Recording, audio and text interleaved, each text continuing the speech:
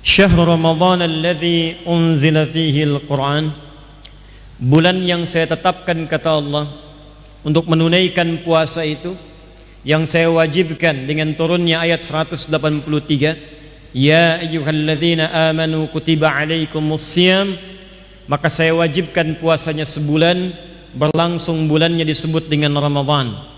Saya namai Ramadan kata Allah bukan sekedar menunjuk pada waktunya saja, tapi di bulan itu saya akan ampuni dosa-dosa hamba-hamba yang bertobat dan kembali kepada Allah Subhanahu wa taala. Karena itulah para ulama memaknai Ramadan berasal dari kata ramadha, yaitu panas yang sangat terik membakar. Kalau panasnya semakin membakar dan menghanguskan semua benda di sekitarannya sampai tidak menyisakan satu apapun, bahkan debunya pun berterbangan tidak tampak sekali bekasnya, maka tambahkan alif dan nun di ujung katanya untuk merubah pada bentuk superlatif, atau di ilmu nahwu disebut dengan sirah mubalaghah. Ramadha ditambah alif dan nun, maka katanya berubah menjadi Ramadan. Bulan ini disebut dengan Ramadan karena di bulan ini kata para ulama berpeluang Allah membakar hangus, menghabiskan, menghapuskan semua dosa-dosa yang pernah dikerjakan hamba tanpa kecuali. Pemaknaan ini yang disampaikan oleh para ulama bukan sekedar kalimat-kalimat biasa, tapi diambil berdasarkan keterangan Rasulullah sallallahu alaihi wasallam. Yang pertama, di hadis Nabi riwayat Imam Al-Bukhari nomor hadis 38, saat Nabi menyampaikan man shama ramadhana imanan wa ihtisaban ghufira lahu ma taqaddama min dhanbi. Siapa yang mampu menunaikan puasa di bulan Ramadan, kalimat Ramadannya muncul lagi, man shama ramadhana. Padahal Nabi bisa mengatakan man shama imanan wa ihtisaban. Kenapa kalimat Ramadannya dimunculkan lagi? Untuk menegaskan makna di firman Allah bahwa di bulan ini ada peluang-peluang untuk diampuni semua dosa-dosa. Dari mana taunya tafsirnya Ramadan mengampuni semua dosa? Lanjutkan hadisnya, imanan wa ihtisaban. Siapa yang menunaikan puasa karena Allah, yakin, bukan karena yang lain. Bukan karena ikut-ikutan orang puasa, saya ikut puasa. Bukan karena di jadwal puasa, saya puasa. Bukan karena ingin hanya sekedar ikut puasa, tapi karena Allah saya kerjakan. Wahtisaban, lalu di sela-sela itu saya bermohon kepada Allah untuk memberikan pahala. Dan ihtisaban seakar dengan kata muhasabah. Hasaba yuhasibu muhasabatan, ihtasaba yahtasibu ihtisaban. Keduanya berakal dari kata hisab. Hisab itu artinya menghitung, mengevaluasi. Jadi di situ Anda menghitung pahala. Yang mau menghitung pahala, kata Allah dalam lisan Nabi di hadis qudsi, Kitabus Syiyam, Sahih Al-Bukhari nomor hadis yang pertama, sebelah kiri di kitabnya sebelah atas. Kalau Anda ingin menghitung pahala, kata Allah di hadis qudsi, kullu amal ibni Adam, setiap pekerjaan anak Adam itu semua amalannya dilipat gandakan, yudha'af min asyratin ila sab'imi'atin ajrin, dari 10 sampai dengan 700 kali lipat. Jadi standar amalan itu kalau dikerjakan yang paling standar pahalanya 10. Dari mana Ustadz ini 10 kalimatnya? Hadis qudsi. Apakah ada di Quran? Ada. Quran surah ke-6 Al-An'am ayat 160. Man jaa'a bil hasanati falahu asyru amthaliha. Siapa yang mengerjakan satu kebaikan, maka dia akan mendapatkan balasan 10 kali lipatnya.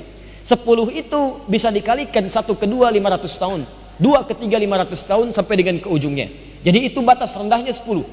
Ya, siapa yang mengerjakan kebaikan, batas pahala paling rendahnya 10 sampai 700. Hadis qudsi ini berkesesuaian juga dengan firman Allah di Quran surah kedua Al-Baqarah ayat ke-261. Ya, paling kiri sebelah atas di mushaf, Allah memberikan gambaran orang yang infak beramal saleh itu pahalanya bisa sampai 700 kali lipat. Mathalul ladzina yunfiquna amwalahum fi sabilillah. Orang-orang yang berinfak itu di jalan Allah, niatnya karena Allah, diumpamakan seperti menanam benih. Ya. Kamathali habbah, menanam 1 biji. Ambatat sab'a sanabil, setiap biji tumbuh 7 tangkai. Fi kulli sumbulatin mi'atu habbah, setiap tangkai menghasilkan 100 biji baru. Di 1 kali 7 kali 700, maka pahalanya itu antara 10 sampai 700. 700 kali lipat. Illa siyam, kecuali puasa. Fa innahu li wa ana ajzi bihi. Khusus untuk puasa Ramadan itu pahalanya ukurannya bukan 10 sampai 700 lagi, kata Allah, pahalanya sesuai dengan apa yang saya tetapkan, lebih daripada 700. Paling minimal wal hasanatu bi asyri amsalihha, kalikan lagi 10 kali lipat. Jadi kalau biasanya 10 kali 10 lagi, biasanya 700 kali 700 lagi. Anda infak sekarang 1000, nilainya kalikan 700. Anda infak Ramadan 700 kalikan 10 kali lipat lagi. Jadi kalau Anda ingin hitung-hitungan kata Allah, silakan hitung. Baca Quran satu hurufnya sekarang 10. At-Tirmidzi nomor hadis 2910. Man qara'a harfan min kitabillahi falahu asyru hasanat. Siapa yang baca satu huruf dari kitab Allah dapat setiap hurufnya 10 kebaikan. Setiap huruf. Anda baca di Ramadan kali 10 lagi. Jadi 100. Anda baca malam Jumat Ramadan surah Al-Kahf. Ayo hitung setiap hurufnya, kalikan 100. Jadi kalau Anda pengen hitung-hitungan silahkan, banyak pahalanya. Tapi ihtisab juga menghitung dosa yang pernah Anda kerjakan selama hidup. Dia ada orang yang saat masuk Ramadan ketika puasa dia hitung-hitung dosanya. Ya Allah, saya yakin dalam setiap amalan Kau berikan pahala, tapi juga saya punya keyakinan dosa saya lebih banyak daripada kebaikan yang pernah saya kerjakan. Maka saya mohon ampuni dosa-dosa saya, ya Allah. Begitu Anda keluarkan kalimat tadi, air mata Anda kemudian keluar, hati Anda kemudian bergetar, maka apa kata Nabi? Ghufira lahu ma taqaddama min dzambi. Semua dosa-dosanya sampai detik itu dia bermuhasabah, semua dosanya diampuni oleh Allah Subhanahu wa taala. Semua dosa. Jadi kalau nanti sedang bermuhasabah, jangan cuma istighfar, tapi diingat dosa apa yang pernah dikerjakan. Dosa pada orang tua, rinci satu-satu. Dosa pada orang tua, pada ayah, pada ibu, pada pasangan hidup, suami ke istri, istri ke suami. Dosa ke anak-anak. Jangan-jangan anak-anak ini sekarang menjauh dari Allah. Maaf, malas-malasan sholat bukan karena malas, karena antum gak pernah ngajarin dulu. Antum tuh terlampau sibuk. Disekolahkan di sekolah yang tidak pernah mengajarkan sholat. Baru setelah antum sepuh merasa menyesal. Jadi jangan salahkan anak dulu, antum marah-marahin anak. Kenapa susah sholat? Kenapa antum susah ngajarin dari dulu? Kenapa Anda tidak mencontohkan? Istighfari, istighfari, istighfari, istighfari. Minta ampun, minta ampun, minta ampun. Dosa dengan tetangga, dosa dengan kerabat, dosa dengan kawan, dosa yang tak terlihat, dan puncaknya dosa kepada Allah Subhanahu wa taala. Begitu Anda kemudian ingat-ingat sampai meneteskan air mata, itu semua dosa diampuni. Kalau sudah diampuni, maka Anda akan dijaga dari perbuatan maksiat, dan yang kurang baik tadi akan dikembalikan, ditukar dengan yang lebih baik. Itu tandanya. Jadi kalau dosa diampuni, misal mata itu pernah melihat yang tidak baik, diampuni nih, tobat, menetes air mata. Ketika diampuni, maka mata ini akan ditukar oleh Allah fungsinya dari yang tidak baik, dihilangkan tidak baiknya, diarahkan pada yang baik-baik saja. Jadi kalau sudah bertobat, tobatnya benar, itu yang tidak baik itu sudah alergi. Melihat yang tidak baik sudah nggak mau. Ya maaf, menatap yang tidak baik, wah sudah nggak bisa. Sensitif matanya, sensitif pada yang negatif, langsung pindah. Tapi pada kebaikan senang. Lihat orang ngaji, pengen ikutan ngaji. Lihat masjid, pengen i'tikaf. Lihat orang baca Quran, pengen menghafal. Nanti kalau mata itu sudah mendapatkan hidayah, maka semua yang dilihat mendekatkan diri kita kepada Allah Subhanahu wa taala. Demikian sampai ke telinga, sampai ke lisan, sampai ke ujung kaki. Kemarin Masya Allah saya di sini kajian terbatas itu dengan teman-teman Pang, Anda bayangkan. Dan mereka hijrah, lalu mereka rubah kalimatnya menjadi pengajian. Luar biasa, Pang tambah ajian jadi pengajian. Di sekarang mereka berhijrah, Masya Allah luar biasa. Saya mau kasih tahu ya, anak Pang aja udah ikut pengajian. Masa antum yang bukan anak Pang nggak ngaji? Ya, di sekarang pelaku maksiat sudah tobat. Kalau ada orang baik-baik jadi berubah maksiat, ada yang salah dalam dirinya. Ayo, orang-orang sudah jadi jujur, masa yang jujur mau curang? Orang-orang sudah sabar. Orang-orang sudah sabar, masa yang sabar mau marah-marah? Orang-orang sudah tawadu, maka saya tawadu mau sombong? Karena itu bertakwalah kepada Allah Subhanahu wa taala. Ramadan bisa menggugurkan dosa-dosa. Paham? Malamnya Al-Bukhari nomor hadis 37. Man qama Ramadhana imanan wa ihtisaban, ghufira lahu ma taqaddama min dhanbi. Siapa yang mampu bangkit di malam Ramadan, menunaikan salat dengan baik, di sela-sela salatnya ikhlas dia kerjakan saat salat, di sela-sela salat 2 rakaat berhenti, ihtisaban. Dia bermuhasabah, mengingat dosa-dosanya, bermohon pahala kepada Allah, lalu tobat dari dosa-dosanya. Dia katakan, perhatikan kalimat Nabi, Allahumma innaka afuun tuhibbul afwa fa'fu anni. Allahumma innaka afuun tuhibbul afwa fa'fu anni. Allahumma innaka afuun karim tuhibbul afwa fa'fu anni. Ya Allah, ya Allah, Engkau Maha Pemaaf, sifatmu mengampuni semua dosa. engkau mencintai orang-orang yang meminta maaf, sekarang saksikan hamba memohon ampunan kepadamu. Engkau maha pengampun dan mencintai hamba-hambamu yang minta ampun, sekarang mohon saksikan hamba minta ampun kepadamu. Minta. Begitu anda mohonkan dengan khusyuk saat-saat tarawih itu, lalu anda bermohon dengan benar, kata Nabi, seketika itu dosa anda akan diampuni. Jadi kalau siang berbuat dosa selesai, kalau malam berbuat dosa diampuni, tinggal tidur. Begitu anda istirahat, sudah nggak bawa dosa. Makanya orang-orang yang tidur tanpa dosa itu tidurnya tenang, Pak, Bu. Banyak orang gelisah itu cuma dua saat tidur gelisah. Satu karena dunia, yang kedua karena maksiat. Jadi kalau anda terlampau mikirkan dunia, capek ke bawah tidurnya. Orang sudah istirahat, ini masih memikirkan dunia. Bahkan dalam tidurnya masih ngobrol dunia. Gajiku kapan dibayar? Gajiku kapan dibayar? Dalam tidur. Jadi kalau tidur saja sudah tidak menjadi nikmat, maka kapan istirahatnya? Sama dengan pelaku maksiat. Ada orang yang bahkan dalam tidurnya masih mencela orang lain. Gara-gara kamu ini katanya, nunjuknya ke istri dia. Saat tidur. Jadi kalau dalam tidur saja tidak bisa bertaubat, maka kapan anda bisa mendekat kepada Allah? Nah, ada orang-orang yang tidurnya enak. Ya, makanya Nabi mengajarkan sebelum tidur istighfar. Selevel Nabi istighfar 70 sampai 100 kali. Astagfirullah, astagfirullah, astagfirullah. Baca ayat kursi, baca al-ikhlas, baca al-falaq, baca an-nas, baca al-mulk, baca. Begitu anda baca, demi Allah saya katakan tidur tenangan tuh, tenang. Kalau anda tidak bangun lagi esok harinya, nikmat tidurnya, nikmat. Saking nikmatnya kan nggak bangun, ya. Udah, ya ayat Tuhan nafsul mutmainnah, irji'i ila rabbika radatan mardiyah. Selesai. Dan selesainya itu enak. Sudah taubat, dosa diampuni, terus mau tidurnya baca doa, dapat pahala. Anda bayangkan, sebelum tidur taubat dosa diampuni, akan tidur baca doa, dapat pahala. Begitu meninggal dalam tidur, surga. Ya, kenapa? Karena dosanya sudah tidak ada.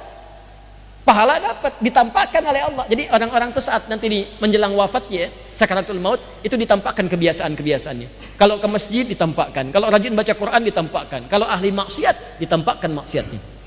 Baik, itulah yang disebut dengan Ramadan. Syahrul Ramadan, kata Allah, di bulan ini berpeluang selama sebulan aku akan ampuni dosa-dosa. Melalui hadis tadi disampaikan, alladzi unzila fihil Quran. Bulan ini begitu istimewa karena pada saat itu diturunkan Al-Quran. Maka ini menunjukkan bahwa di bulan Ramadan jangan jauh-jauh dari Al-Quran. Di pertemuan lalu kita sudah sampaikan tentang kebiasaan Nabi, dan kita sudah antarkan program Nabi sampai dengan Ramadan, bagaimana berinteraksi dengan Al-Quran, baik membacanya ataupun mengkajinya, juga demikian dengan menghafalkannya. Sekarang kita akan bahas satu rahasia yang saya janjikan di pertemuan lalu. Ada rahasia di ayat ini yang menunjukkan kepada kita bagaimana berinteraksi dengan Al-Quran saat Ramadan. Dan orang yang bisa berinteraksi dengan benar seperti ini, maka Allah akan menjamin selepas Ramadan akan dipermudah oleh Allah urusan-urusannya, dan dibimbing langsung oleh ayat Al-Quran, dibimbing langsung oleh ayat-ayat Al-Quran yang dikajinya saat Ramadan itu.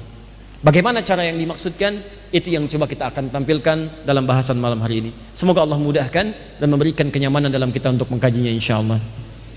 Ya, mulai kita ikhlaskan niat kita dan jauhkan dari segala hal yang tidak ada kaitan dengan ta'lim, supaya ilmu bisa meresap dalam jiwa kita, insyaAllah. Bismillahirrahmanirrahim. Syahrul Ramadan alladzi unzila fihi al-Quran hudan linnas.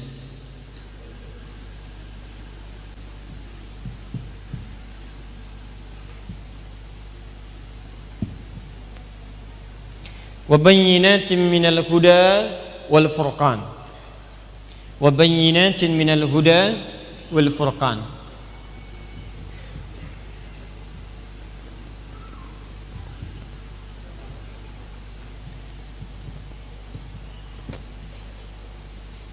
Fokus.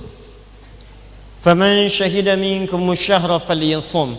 Kita akan berhenti sampai ayat ini. Nanti bagian kedua kita akan bahas ba'da isya. Saya mulai bagian pertama dulu, fokus baik-baik. Di pertemuan lalu kita telah keluarkan cara berinteraksi dengan Al-Quran, dan kita siapkan itu menjadi agenda yang kita kerjakan saat Ramadan nanti. Saya sudah sarankan kepada Anda, insya Allah Ramadan tahun ini kemungkinan besar akan 30 hari. Kemungkinan besar akan 30 hari.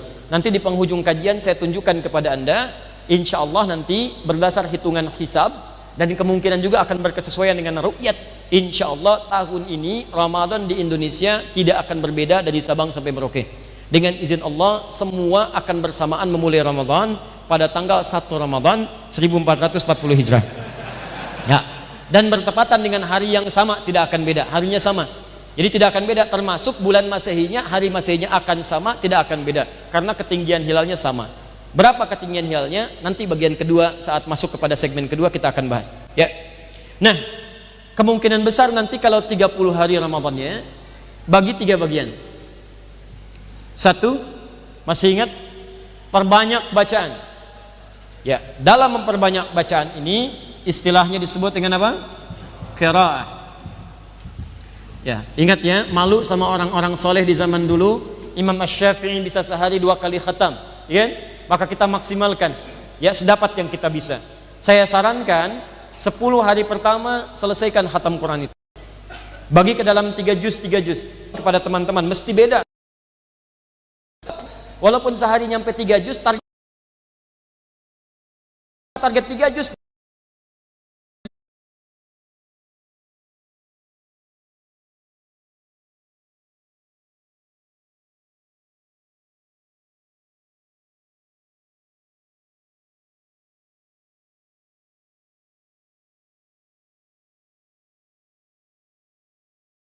Sehari itu Anda bacakan setiap sebelum sholat 15 menit. 15 menit sebelum sholat, setelah sholat. Perhitungannya begini, 1 juz saja, misal 148 ayat, 7 ayat Al-Fatihah, 141 ayat Al-Baqarah. Karena Al-Fatihah sudah kita hafal betul di dalam hati kita, hafal di dalam kepala. Jadi Al-Quran itu ada yang hafal di dalam kepala, ada yang hafal di luar kepala. Masih di luar. Nah, kebanyakan kan yang di luar kepala. Al-Fatihah karena di dalam kepala, maka hitungannya jadi ringan. Tambahkan Al-Baqarah 141 dibagi 5, dapatnya kurang lebih 28. Subuh 28, zuhur 28, asar 28, maghrib 28, isya 28. Supaya mudah dibagi 2 lagi. Sebelum subuh 14, setelah subuh 14. Demikian sampai ke isya. 14 ayat itu lama 5 menit kita baca. Jadi kalau Anda bisa investasi 5 menit sebelum waktu sholat dan setelah waktu sholat, berarti Anda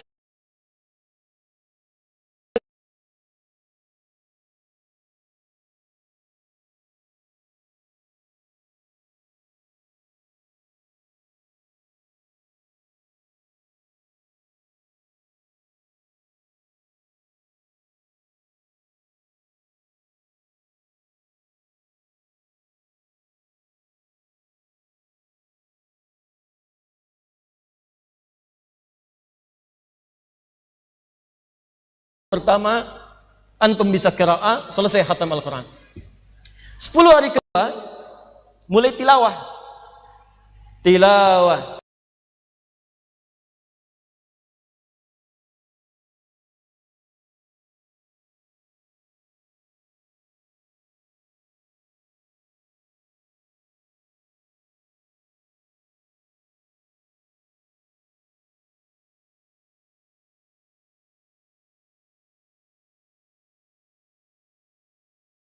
Al-Baqarah dulu, saya pengen Al-Fatihah dulu. Ada tawaran dari Al-Quran, Anda bisa mengerjakan tilawah dengan metode yang ini. Begitu Anda kerjakan, Anda akan dijamin oleh Allah, akan dimudahkan hidup Anda setelah Ramadan. Tidak cukup dengan amin, kita bahas dulu. Nah, bagaimana metode tilawahnya? Ini yang belum saya ajarkan, fokus. Perhatikan baik-baik. Ayatnya memberikan isyarat. Di bulan Ramadan, kata Allah, saya turunkan Al-Quran. Apa fungsi Al-Quran itu? Hudan linnas. Hudan, jamak dari kata hidayah. Ini sering saya terangkan. Hidayah berarti petunjuk, bisa berarti solusi dari problem yang dihadapi. Mau kemana Pak? Saya mau ke MM misalnya. Jalannya, maka ditunjukkan. Ihsan. Kemana jalannya? Klik Al-Ihsan. Maka Google menunjukkan pada Anda. Hidayah. Berangkat. Berangkat sampai ke tujuan. Anda punya persoalan, konsultasi, diberikan jalan. Begini caranya, begini. Itu hidayah. Petunjuk yang Allah turunkan bisa lewat si fulan, bisa manusia, bisa alam-alam di sekitaran. Hidayah bisa juga berarti jalan. Jalan yang dilalui, jalan yang dilewati, jalan yang kita dibutuhkan untuk mendapatkan akses termudah menuju apa yang ingin kita dapatkan.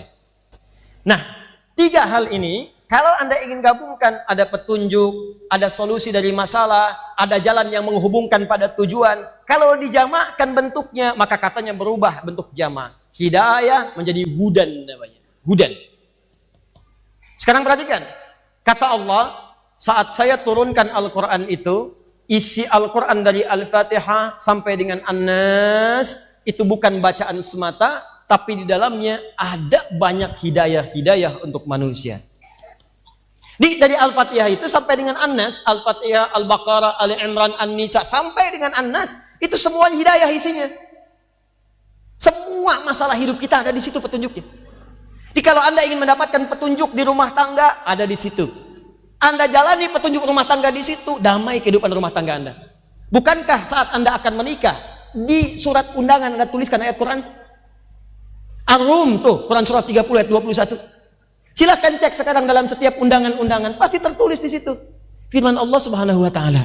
Quran surah 30 ayat 21. Cuman yang anehnya yang ngundang nggak baca ayatnya. Yang dikirim undangan suruh baca, yang ngundang nggak baca. Jadi kalau Anda ingin mendapatkan petunjuk bagaimana caranya samara, sakinah, mawadah dan rahmah, hanya menjadi nama. Anda perempuan pengen nikah, nama Anda Samara.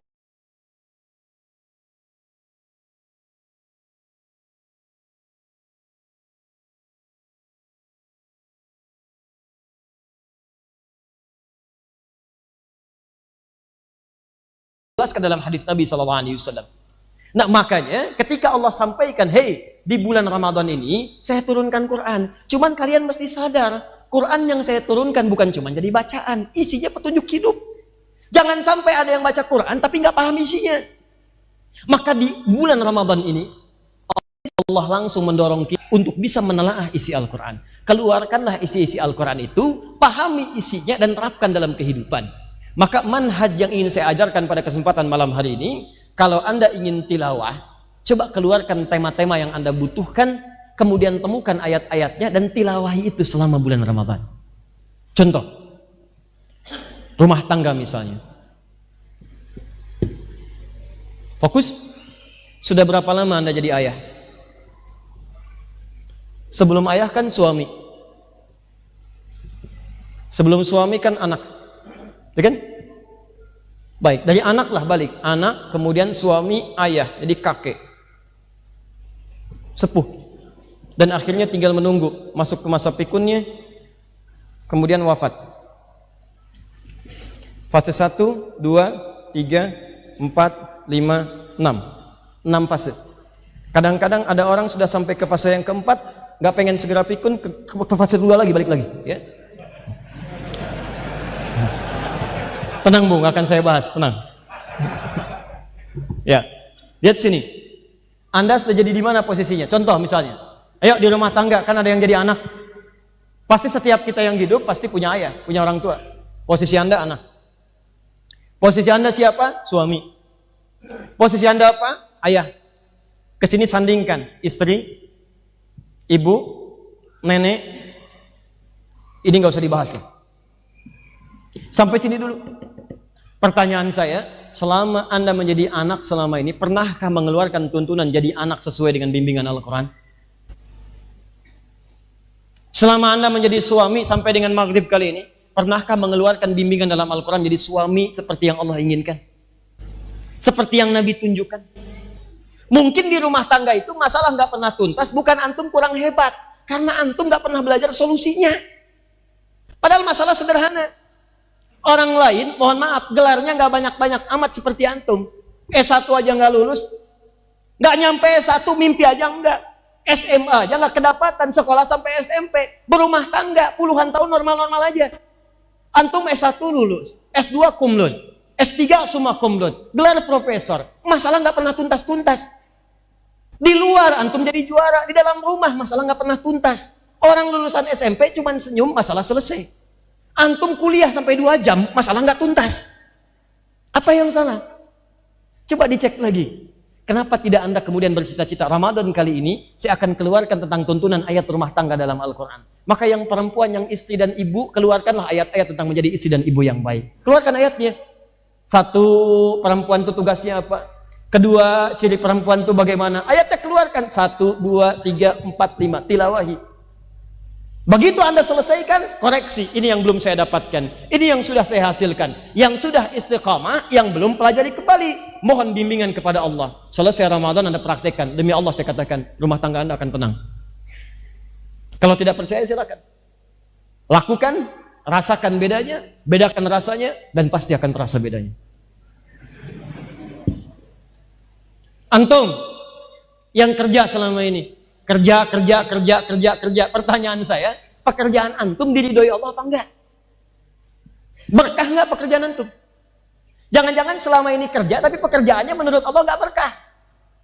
Berkah itu kan ziyadatul khair. Ziyadatul khair, bertambah nilai kebaikannya, kebaikan yang diridhoi oleh Allah. Sekarang cek antum kerja, pakaian nambah, kendaraan nambah, tapi penambahan itu mendapatkan ridho Allah atau tidak?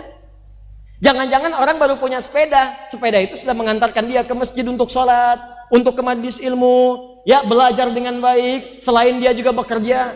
Tapi motor antum tuh, mobil antum, baru sekedar mengantarkan antum ke Taman Safari, ke Ragunan, ke Lembang, ke Puncak, ke mall, kondangan. Kapan antum memenuhi undangan Allah dengan mobil yang telah Allah berikan kepada antum itu? Tuh pakaian-pakaian antum tuh. Orang yang pakaiannya biasa-biasa, dia pakai untuk tahajud malam harinya. Antum pesan sekarang, besok dipakai kondangan, dan itu disimpan lagi dalam hari. Kapan Anda pakai ibadah? Dan semua itu akan bersaksi di hadapan Allah. Makanya saya pernah katakan, jangan sampai ada satu helai pakaian pun pernah Anda gunakan, tapi belum pernah dipakai untuk ibadah. Itu berat nanti di hadapan Allah. Saya pernah ajarkan pada Anda, kalau punya titipan pakaian baru, Allah titipkan nih, pakai dulu untuk ibadah. Minimal pakai sholat sunnah. Wudu, pakai sholat sunnah. Sholat sunnah wudu, pakai. Begitu sujud, mohon pada Allah, ya Allah jadikan pekerjaan pakaian ini berkah. Jadikan untuk meringankan hisab saya di yaumil qiyamah. Jadi kalau Anda sudah tidak berurusan dengan pakaian itu lagi, Andanya sudah besar, pakaiannya sudah nggak muat lagi, maka ringan hisab Anda. Orang lain pakai, selesai urusan Anda dengan pakaian itu. Tuh alas kaki Anda, berapa kali dipakai untuk berbuat maksiat? Kacamata yang Anda gunakan, berapa kali dipakai untuk berbuat maksiat? Jangan-jangan nggak ada keberkahan di situ. Harap-harap pengen menumpuk harta yang banyak, tapi nggak ada berkahnya. Kumpulin, tabungan miliaran, meninggal. Apa yang mau dipakai? Yang dimakan cuma segitu-gitu aja. Nah, sekarang bagaimana caranya kita mengetahui pekerjaan kita terbebas dari segala hal yang tidak Allah inginkan? Turunkan ayat-ayat pekerjaan. Semua turunkan, apalagi ayo. Ayat-ayat jadi anak, ayat-ayat untuk belajar, ayat-ayat untuk bekerja. Itu kalau Anda praktekkan saat Ramadan, ambil 10 hari yang kedua, lalu keluarkan tujuan Anda, tuliskan temanya. Keluarkan ayat-ayatnya, 1, 2, 3, 4, 5, dan seterusnya. Pelajari ini semua, dan insya Allah sempurna kehidupan Anda. Kalau sudah cukup dengan masalah ini, pindah ke ibadah. Misal, ada yang mau haji nanti, kan biasanya Ramadan selesai, Syawal, Zulqa'dah berangkat kan? Manasik berangkat, Dzulhijjah haji. Kenapa Anda tidak tilawahi ayat-ayat haji dari sekarang? Keluarkan ayat-ayat haji, Al-Baqarah 196 sampai dengan 203, petakan. Begitu sampai ke bulan haji, sudah siap Anda dengan semua makna ayat-ayat tadi. Tafsirnya munculkan. Ya, jadi saya sambil keluarkan, misal, saya akan bahas tentang tafsir rumah tangga. Membahas urusan rumah dan tangga. Saya keluarkan ayatnya. Yang harus Anda siapkan, mushafnya, tambah dengan terjemah, tambah dengan tafsir. Gak usah banyak-banyak. Yang ringan aja, misal, yang standar tafsir Ibnu Katsir.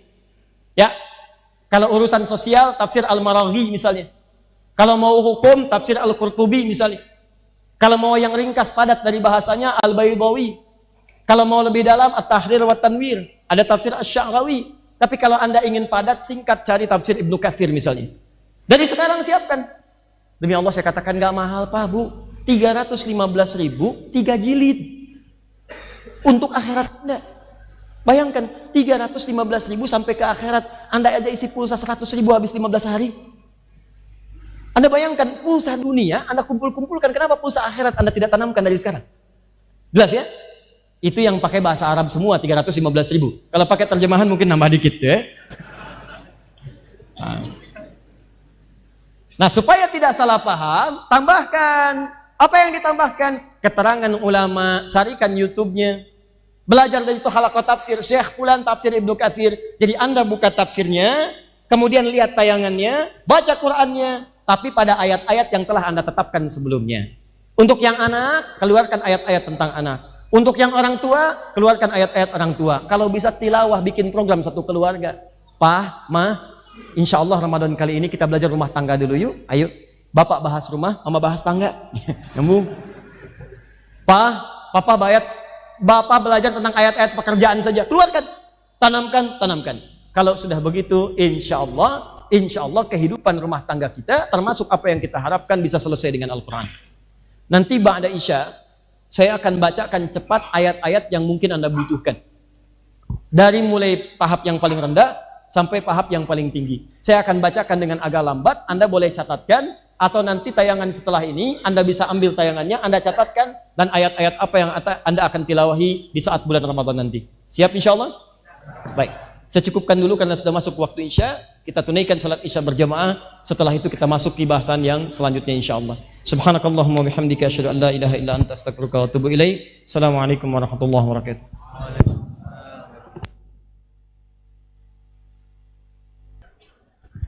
Bismillah.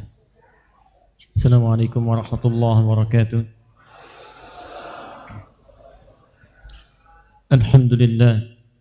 Wassalatu wassalamu ala Rasulillah wa ala alihi wa sahbihi wa man walah wa ba'd. Saudara-saudariku dan pemirsa Khair TV dimanapun Anda berada, alhamdulillah kita telah menunaikan salat Isya berjamaah.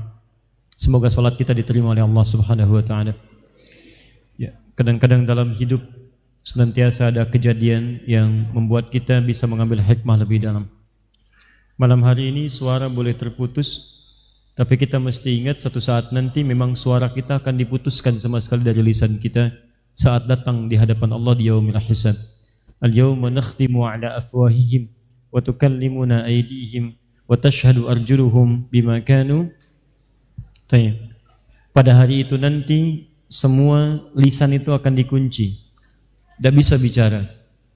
Yang bicara itu tangan kita, kaki yang bersaksi, bahkan di azzalah itu semua benda yang kita pijak, yang kita gunakan, itu yang bersaksi di hadapan Allah di yaumil akhir kelak. Idza zulzilatil ardu zilzalaha wa akhrajatil ardu athqalaha wa qala al insanu. Nah, ayat keempatnya yauma idzin tuhadditsu akhbaraha, ya. Maka pada saat itu semua tempat yang kita pijak akan mengabarkan kepada Allah apa yang kita kerjakan di tempat-tempat itu. Jadi kalau di tempat itu Anda pernah bermaksiat, itu karpetnya bicara, lantainya bicara, mejanya bicara, penanya bicara.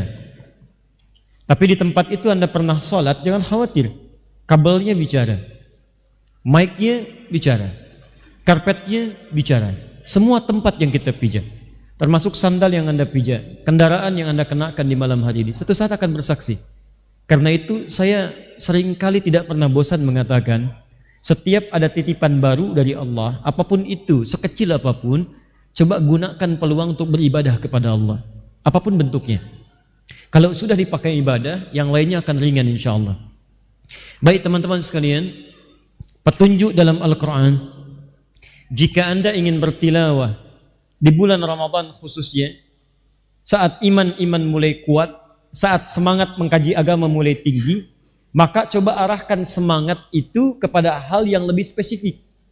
Jangan sampai mengkaji sesuatu hanya sekedar paham tapi sulit diamalkan. Maka Al-Quran memberikan petunjuk dalam hal tilawah ini. Kalau Anda sudah qiraah, sudah berinteraksi dengan Quran dalam bacaan, maka beralih kepada pemahaman dan silahkan prioritaskan untuk membahas ayat-ayat, tema-tema yang sesuai dengan kebutuhan yang sedang Anda jalani.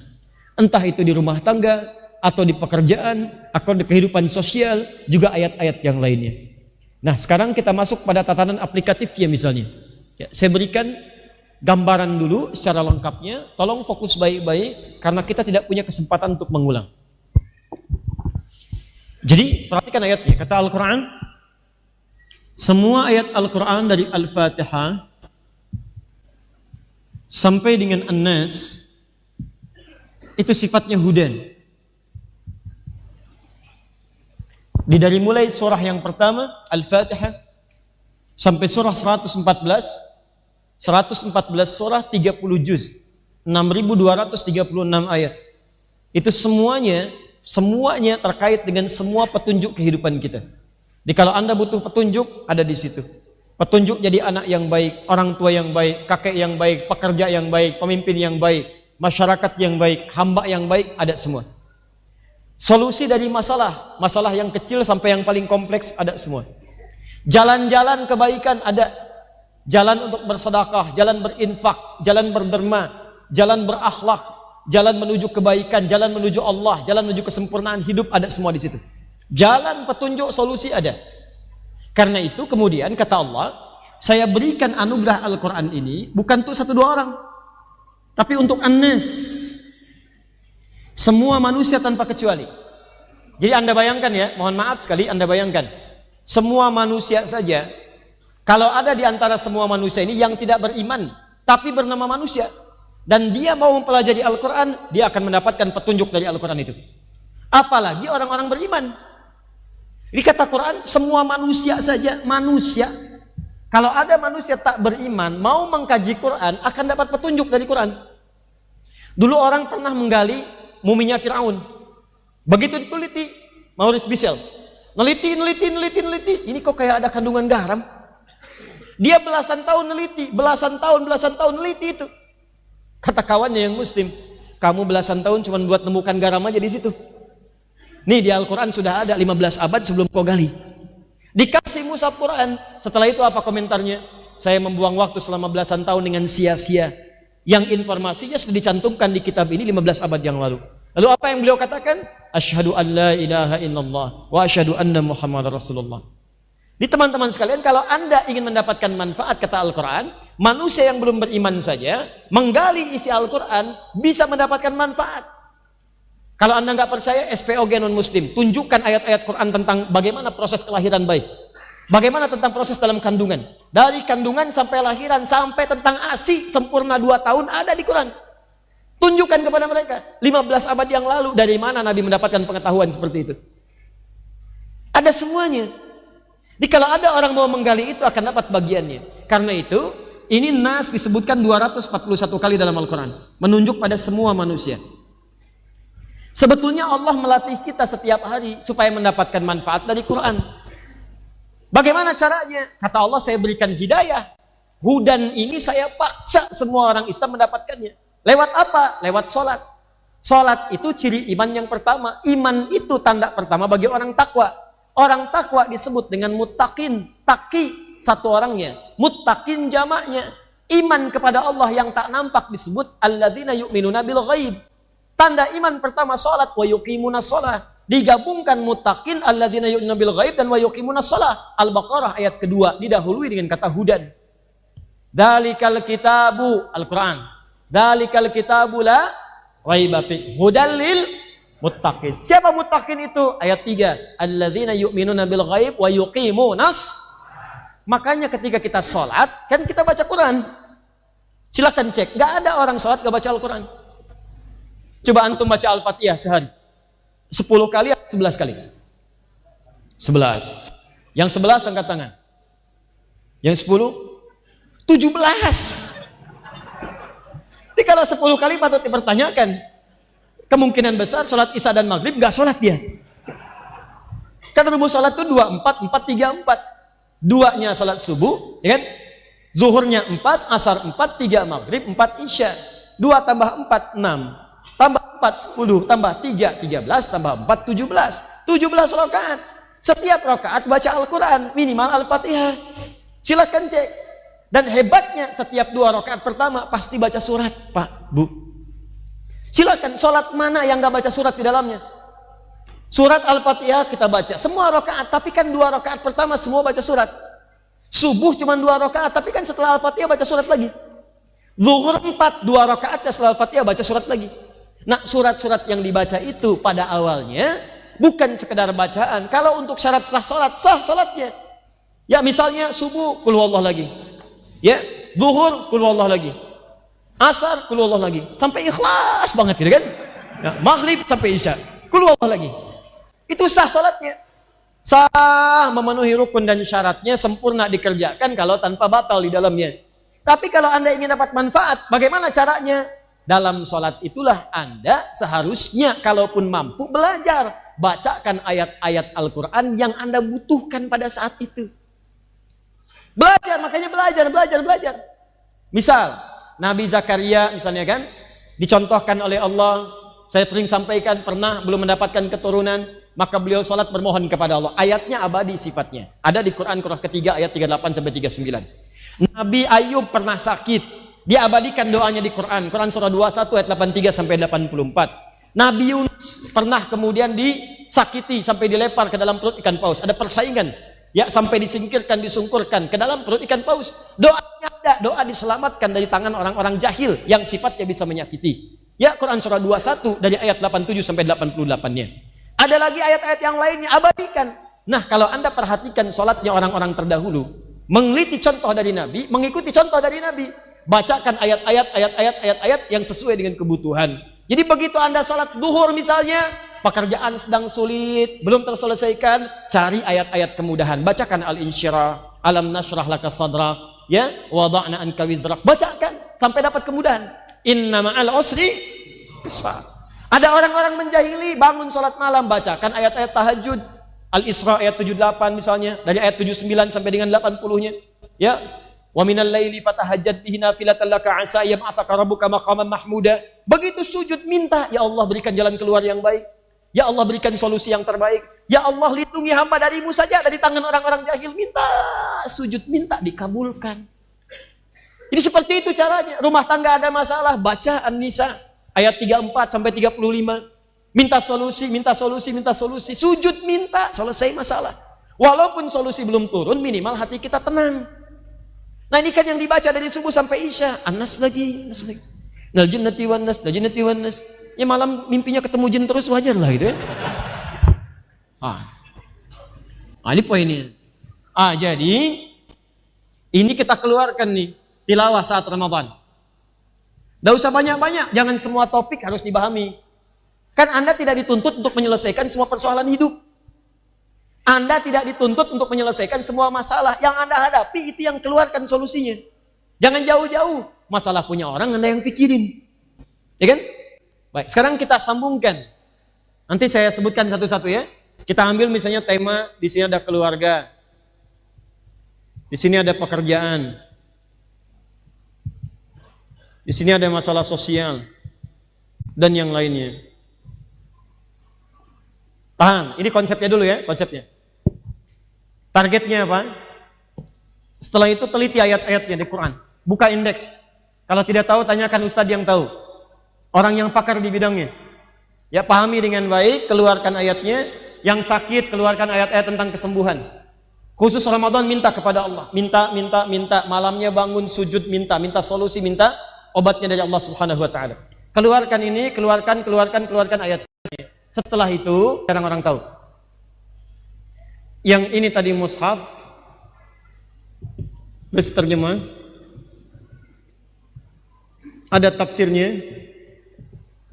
Kalau bisa, antum carikan supaya tidak salah memahami sendiri, ada syarahnya atau yang menjelaskan. Antum bisa cari di YouTube atau di Google misalnya, atau tanyakan pada ustadz-ustadz, sekiranya antum bisa menanyakan maksud yang antum sulit untuk pahami. Jelas? Setelah itu,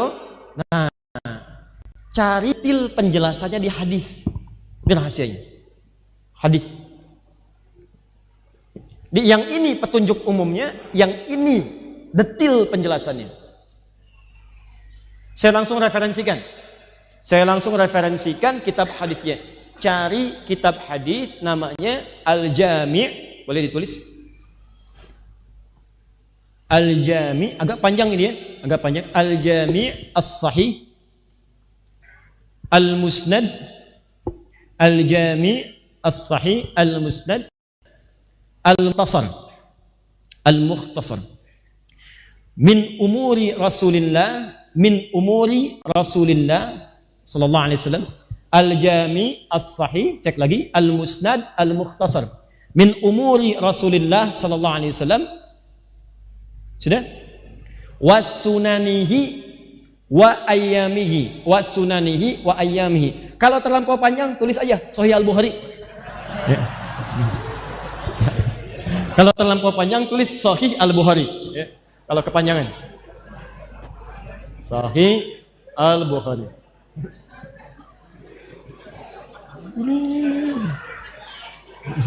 Oh. Baik. Baik. Ya, jadi Sahih Al-Bukhari itu nama pendeknya. Nama panjangnya Al-Jami' As-Sahih Al-Musnad Al-Mukhtasar min umuri Rasulillah sallallahu alaihi wasallam wa sunanihi wa ayyamihi.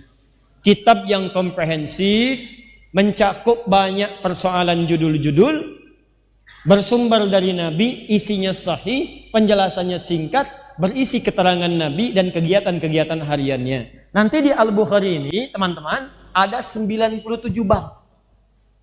Ya, 97 disebutnya oleh beliau kitab. 97 tema. Caranya begini, Anda bisa keluarkan dari sini dulu kalau mau.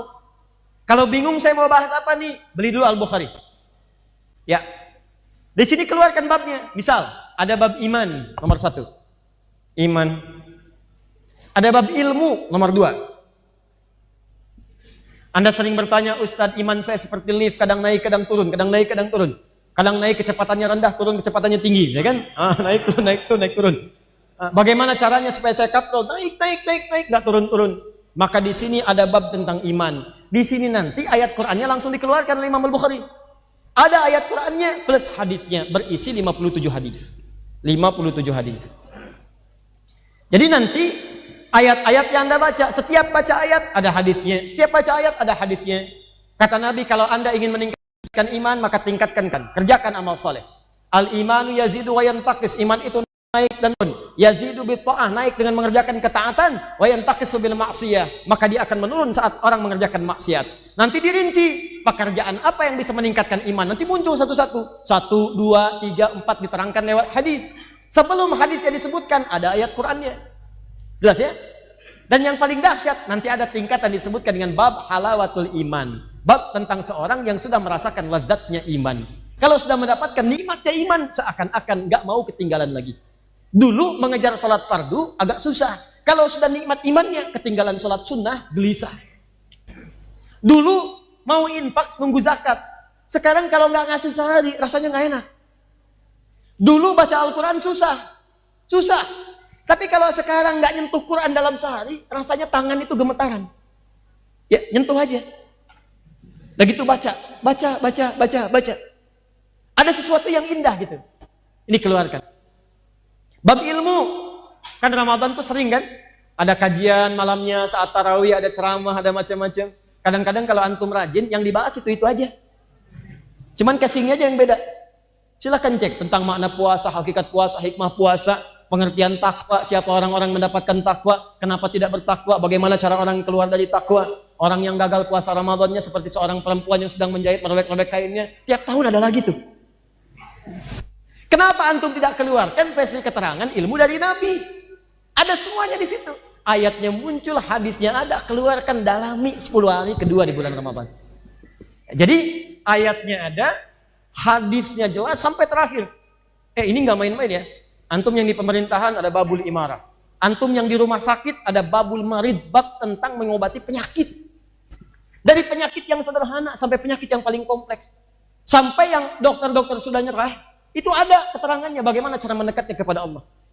Bahkan ada sesuatu yang sangat indah isyaratnya. Saat orang mengatakan ini sudah mustahil, itu tanda dari Allah untuk meninggalkan semua manusia dan untuk mendekat kepada Allah. Disitulah tanda sayang Allah ingin diberikan langsung tanpa perantara.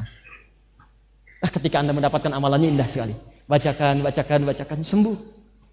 Ya, persis seperti kepala suku yang tersengat kalajengking itu kan. Ya, kalajengking Arab, Anda bayangkan. Ya, nyengat kepala suku di Arab. Sudah sekarat keadaannya. Dokter, tabib sudah angkat tangan semua. Lu bertemu dengan kalangan sahabat dikatakan insya Allah, dibacakan Al-Fatihah, sekali baca sembuh. Sekali baca tanpa diulang, tanpa menggunakan apapun sembuh. Ya. Bagaimana caranya bisa begitu? Karena sekarang banyak yang baca Al-Fatihah penyakit gak sembuh-sembuh. Ya, itu masalahnya. Ya, turunkan 1, 2, 3, 4. Jadi Anda cari kitab Sahih Al-Bukhari, cari yang terjemahan gak apa-apa. Ustadz, saya belum ada dananya untuk cari itu. Dari sekarang usaha, John. Masih sepekan. Masih ada sepekan ke Ramadan. Kalau memang tak mampu, antum download saja. Tidak usah semua babnya sesuai kebutuhan. Sekarang banyak di internet kan, kalau Anda bisa melihat yang taat-taat, kenapa cari yang maksiat-maksiat? Kalau Anda bisa cari pahala, kenapa mencari dosa? Kalau Anda bisa berselancar di internet mencari amal soleh, kenapa cari amal salah? Ayo kumpulkan yang baik-baik, koleksi hadis-hadis Nabi, koleksi bacaan-bacaan Quran yang indah. Jadi saat Anda di jalan yang didengarkan murotal. Tapi kan saya naik Grab, Ustadz, gak apa-apa, yang nyupirkan dia. Yang buka Quran kan kita. Dengarkan murotalnya, bacakan dan dengarkan keindahannya, tenang ke hati kita. Jelas ya? Nah, sekarang saya coba bantu untuk membacakan beberapa ayat yang mungkin bisa jadi rujukan saat Anda ingin tilawah.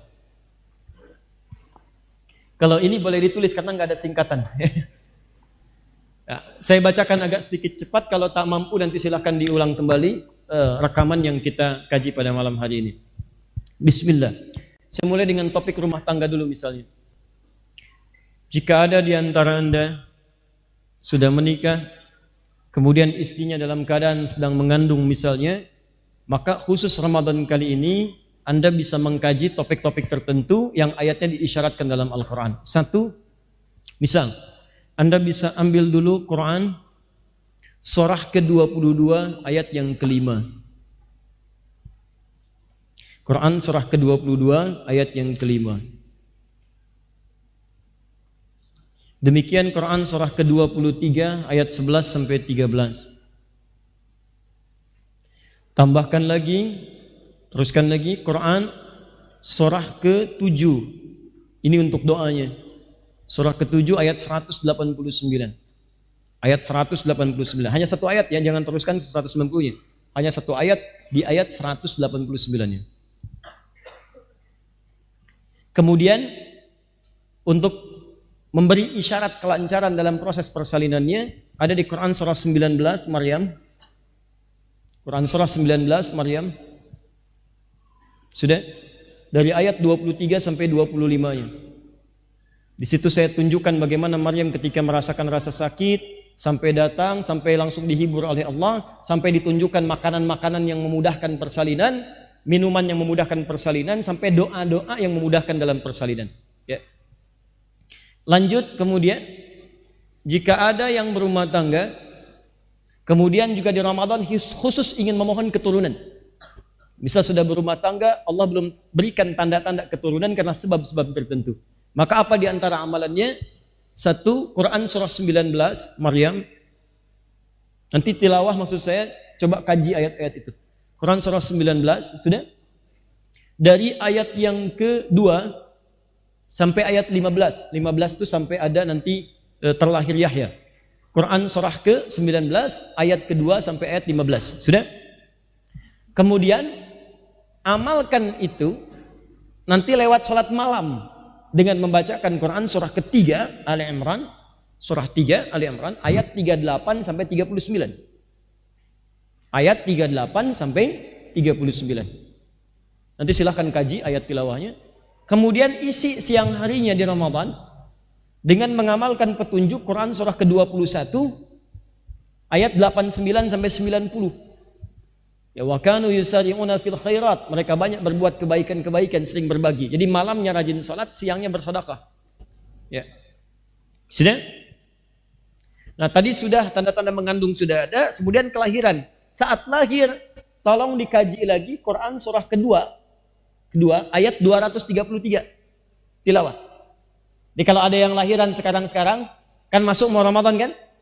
Nah, itu nanti tugas pertamanya kaji Quran surah kedua ayat 233. Itu nanti yang akan sangat menentukan tentang kekuatan bayinya, daya imunnya, dan pembagian tugas antara ayah dan ibu yang baru dikaruniai seorang anak.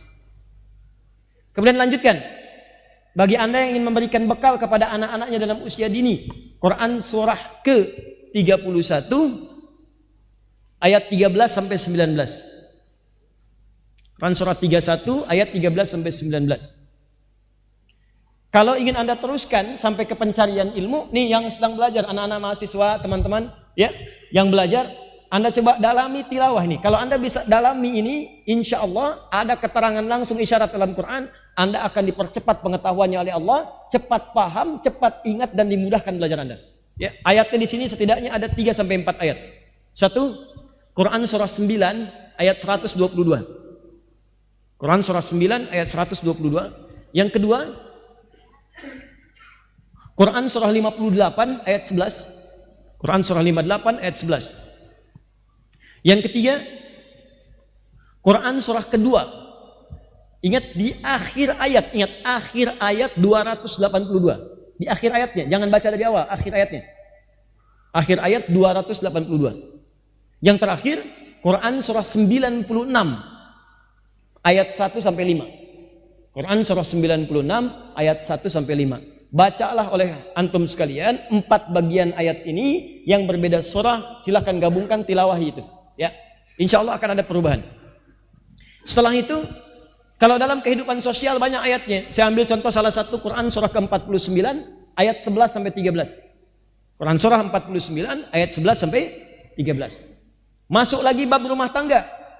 Awas, yang baru menikah, di awal pernikahan, sampai yang sudah berumah tangga, sampai yang sedang menata rumah tangga. Kita mulai dengan Quran surah ke-30 ayat 21. Tolong tilawahi ya. Lanjut ke Quran surah ke-4 ayat 34 sampai 35. Quran surah ke-4 ayat 34 sampai 35. Lanjut ke Quran surah saya turunkan berdasar fungsinya ya. Surah kedua ayat 168, itu laki-laki. Tambahkan Quran surah kedua ayat 172. Tambahkan Quran surah ke-7 ayat 96. Tambahkan Quran surah ke-51 ayat ke-22.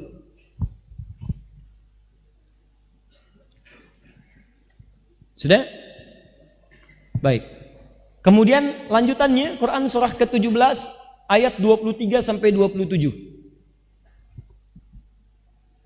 Kalau sedang ada masalah, teruskan ke Quran surah ke-2 ayat 214. Detilnya di Quran surah ke-2 ayat 155 sampai 157. Kemudian jawabannya di Quran surah ke-3 ayat 142. Lalu solusi utamanya di Quran surah ke-65 di akhir ayat kedua, di awal ayat ketiga. Sudah? Baik. Kalau ada yang ingin kemudian ini meningkatkan amalan untuk mengejar surga, ya. Jadi antum Ramadan khusus nih. Misalnya saya pengen berlatih jadi penghuni surga Firdaus selama Ramadan saja. Keluarkan amalan surga Firdaus, tilawahi oleh Anda. Begitu 10 hari terakhir Anda maksimalkan amalannya. Kan 10 hari kedua tilawah. Begitu selesai, nanti selesai tilawah 10 hari terakhir saat i'tikaf praktekkan penghuni surga Firdaus seperti apa, ya. Nah, sekarang saya keluarkan tingkat surga yang pertama, misalnya surga bersama Nabi sallallahu alaihi wasallam. Ayatnya ada di Quran surah keempat ayat 69. Ayat 69, amalannya di Quran surah ketiga ayat 31. Keutamaannya di Quran surah 33 ayat ke-21. Kemudian cirinya ada di Quran surah ke-48 ayat 29. Kalau mau ditambahkan surganya yang Firdaus, maka tambahkan Quran surah ke-23 ayat 1 sampai 9. 1 sampai 9. Nanti hari Sabtu saya akan ada kajian khusus menerangkan tentang penghuni surga-surga Firdaus, ya. Kemudian teruskan. Penghuni yang kedua yaitu tinggalnya di taman surga. Tamannya. Tempat termasuk tempat paling indah. Anda di komplek kan kalau dekat taman indah kan? Enak dia. Baik. Quran surah ke-51. Quran surah 51 ayat 15 sampai 23. Tilawahi, amalkan. Kalau Anda pengen punya komplek di surga, rumahnya yang seluas langit dan bumi, silahkan. Mau maraton sampai ujung tuh, gak nyampe-nyampe. Mau koprol capek duluan gitu kan. Nah, itu ada di Quran surah ketiga, cuman 2 ayat. Ayat 133 sampai 134. Kalau Anda pengen surga, yang saat ke surga semua nikmat baru dibayangkan udah ada. Langsung muncul. Jadi sudah terbayang, baru terbayang ada gitu. Misal Anda tadi misalnya ke Insanmat kan, pengen pesan mie ayam tuh. Kehabisan misalnya. Ikut taklim nih. Kebayangnya mie ayam aja, ngelihat ustadz mie ayam tuh kan. Baik. Tiba-tiba wafat dia. Wafat dan qadarullah masuk surga. Begitu masuk surga yang ini, Allahu Akbar. Kullama ruziqu minha min thamarati rizqa qalu hadzal ladzi ruziqna min qablu wa utubihi mutasyabiha. Begitu masuk dia ingat lagi, mie ayam ya Allah. Cling, ada. Persis wa utubihi mutasyabiha, rasanya, nikmatnya dan sebagainya. Itu amalannya di Quran surah kedua Al-Baqarah ayat ke-25. Quran surah kedua ayat 25. Kalau ingin dijaga jasadnya di alam kubur, mendapatkan penjagaan luar biasa, maka pelajari Quran surah ke-67. Pelajari. Kalau ingin diberikan kekuatan, kesabaran sampai karirnya meningkat, dari meniti dari awal tuh, dari awal sabar, ada tantangan, kalau jualan sampai sukses, kalau karir kedudukan sampai tinggi, sampai diberikan yang terbaik, pelajari Quran surah ke-12. 1 sampai terakhir. Surah ke-12 Yusuf. Ya, ayat 1 sampai ayat terakhir. Terakhir. Kalau Ramadan Anda ingin muhasabah, ingat-ingat wafat, ingat-ingat alam kubur, ingat-ingat mungkin wafatkan oleh Allah dalam keadaan Ramadan, boleh jadi. Maka pelajari 1 Quran surah ke-89 ayat 27 sampai ayat 30. Yang kedua Quran surah ke-8 ayat ke-50. Yang ketiga Quran surah ke-3 Ali Imran ayat 169 sampai 172. Dan Quran surah ke-40 ayat ke-45 sampai 46. Di situ saya sandingkan 2 hal. 1 yang enak, yang kedua yang enggak enak. Misal, yang enak sakaratul mautnya, yang nariknya lembut. Bahkan Allah manggilnya gini, maaf ya, ya ayat Tuhan nafsul mutmainnah, hei jiwa yang tenang. Pulangnya tenang, saking tenangnya, plak, meninggal aja. Pulang. Ada yang kedua, sambil dipukulin malaikat.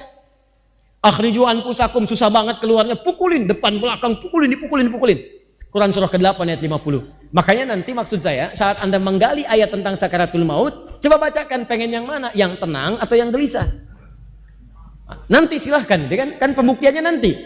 Bilang sekarang tenang, begitu meninggal gelisah. Kaji dulu ayatnya supaya Anda paham. Alam kubur, kaji supaya siap-siap. Ini malam pertama alam dunia punya persiapan. Malam pertama alam kubur apa persiapannya antum? Dari sekarang ketahui dulu. Nah, jelas sampai sini? Setelah antum jelas ayat-ayatnya tadi, coba sesuaikan dengan bab di Al-Bukhari, turunkan oleh antum semua, kira-kira apa yang antum akan kaji. Saya sudah berikan apa yang saya mampu sampaikan. Nanti setelah itu tugas antum mengeluarkan, dari sekarang pilih-pilih, bikin bab sendiri. Kalau belum tahu ayatnya tanyakan, tuliskan. Nanti pekan depan kan kita tanya jawab semuanya, tidak ada materi. Antum sampaikan, tuliskan. Ini sudah ada bekal beberapa disampaikan. Tuliskan seperti ini, nanti saya tunjukkan. Misal Ustadz, saya pengen bahas Ramadan tentang ini. Baik, catat ya yang bertanya tentang ini. Quran surat sekian, ayat sekian. Khusus Ramadan, antum bahas itu saja. Setelah menyelesaikan khataman Quran dalam 10 hari pertama. Nanti 10 hari ketiganya, kita akan maksimalkan dengan menghafal Quran insya Allah. Mudah-mudahan Allah berikan taufik. Mudah-mudahan 10 hari bisa 30 juz. Ya, aminnya yang optimis. Amin. Gitu. Paham ya? Baik, jadi ini rahasia yang pernah saya janjikan. Sekarang saya berikan informasi sebagai tambahan dan ini bahasan yang terakhir. Faman syahida minkumus syahra falyasum. Kalau Anda sudah siapkan agendanya, agenda sedekah, agenda baca Quran, agenda tilawah Quran, agenda menghafal Quran, agenda infak, agenda berbuat baik, maka faman syahida minkumus syahra. Kalau Anda sudah tahu dan sudah mengenali datangnya awal bulan Ramadan, maka silahkan tunaikan puasa itu dengan semua agenda yang sudah Anda siapkan. Indah Quran itu. Di Allah tidak meminta kita puasa tanpa punya agenda. Di Quran tuh nggak pengen Anda masuk Ramadan cuman puasa aja. Tungguin Ramadan. Begitu besok puasa, puasa. Malam taraweh, taraweh. Tapi nggak punya agenda. Makanya ayat-ayat puasa dibuka oleh Allah dengan penyiapan agenda dulu. Nih Qurannya, siapkan nanti saat Ramadan. Nih sedekahnya, apa yang kamu rencanakan? Berapa anggaran yang telah kamu siapkan untuk infak selama Ramadan? Nih doa, apa yang kamu siapkan, doa apa yang kamu akan baca saat Ramadan? Kajian apa yang kamu akan langsungkan? Kalau sudah semua direncanakan, faman syahida minkumus syahra. Siapa di antara Anda yang sudah mengetahui datangnya awal Ramadan, sudah tahu oh ini datang awalnya, siap puasa, faliyasum, maka semua agenda itu silahkan praktekkan dengan berpuasa. Masuki Ramadannya, tunaikan puasanya, dan praktekkan agenda yang telah Anda rancang tadi. Jadi terukur kegiatan Anda dari awal sampai akhir Ramadan. Anda akan tahu, bukan cuma ngitung, ini berapa hari sudah puasa, coret. Berapa hari lagi buka, sekian. Muncul di iklan, puasa 9 hari lagi. Iklan odol, iklan sarung, kan? 2 hari lagi, berubah lagi iklannya, ketupat. Ya? Persoalannya dosa diampuni enggak? Itu. Pahala nambah enggak? Jangan-jangan yang disiapkan cuma kue aja. Kue, bikin. Kreativitas banyak, kalengnya kongguan, isi rangginang gitu kan.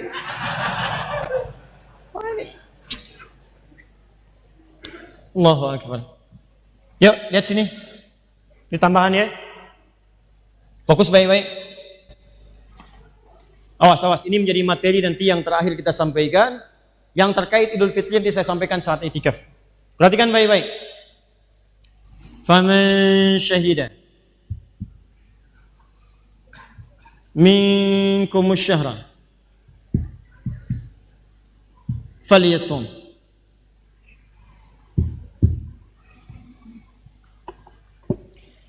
Dibuka dengan kalimat syahrul Ramadan, ditengahi dengan kalimat faman syahida minkumus syahra. Siapa yang sudah menyaksikan, mengenali, mengetahui, nampak padanya syahra Ramadan itu sudah datang. Ya, ingat baik-baik.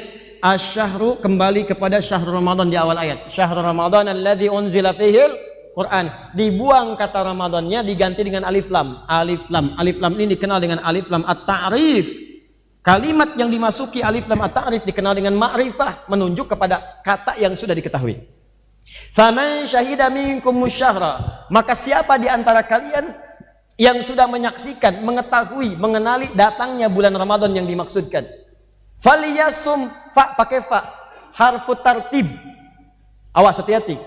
Harfu tartib juga termasuk harfu atfin bila hudud. Tartib artinya berurutan.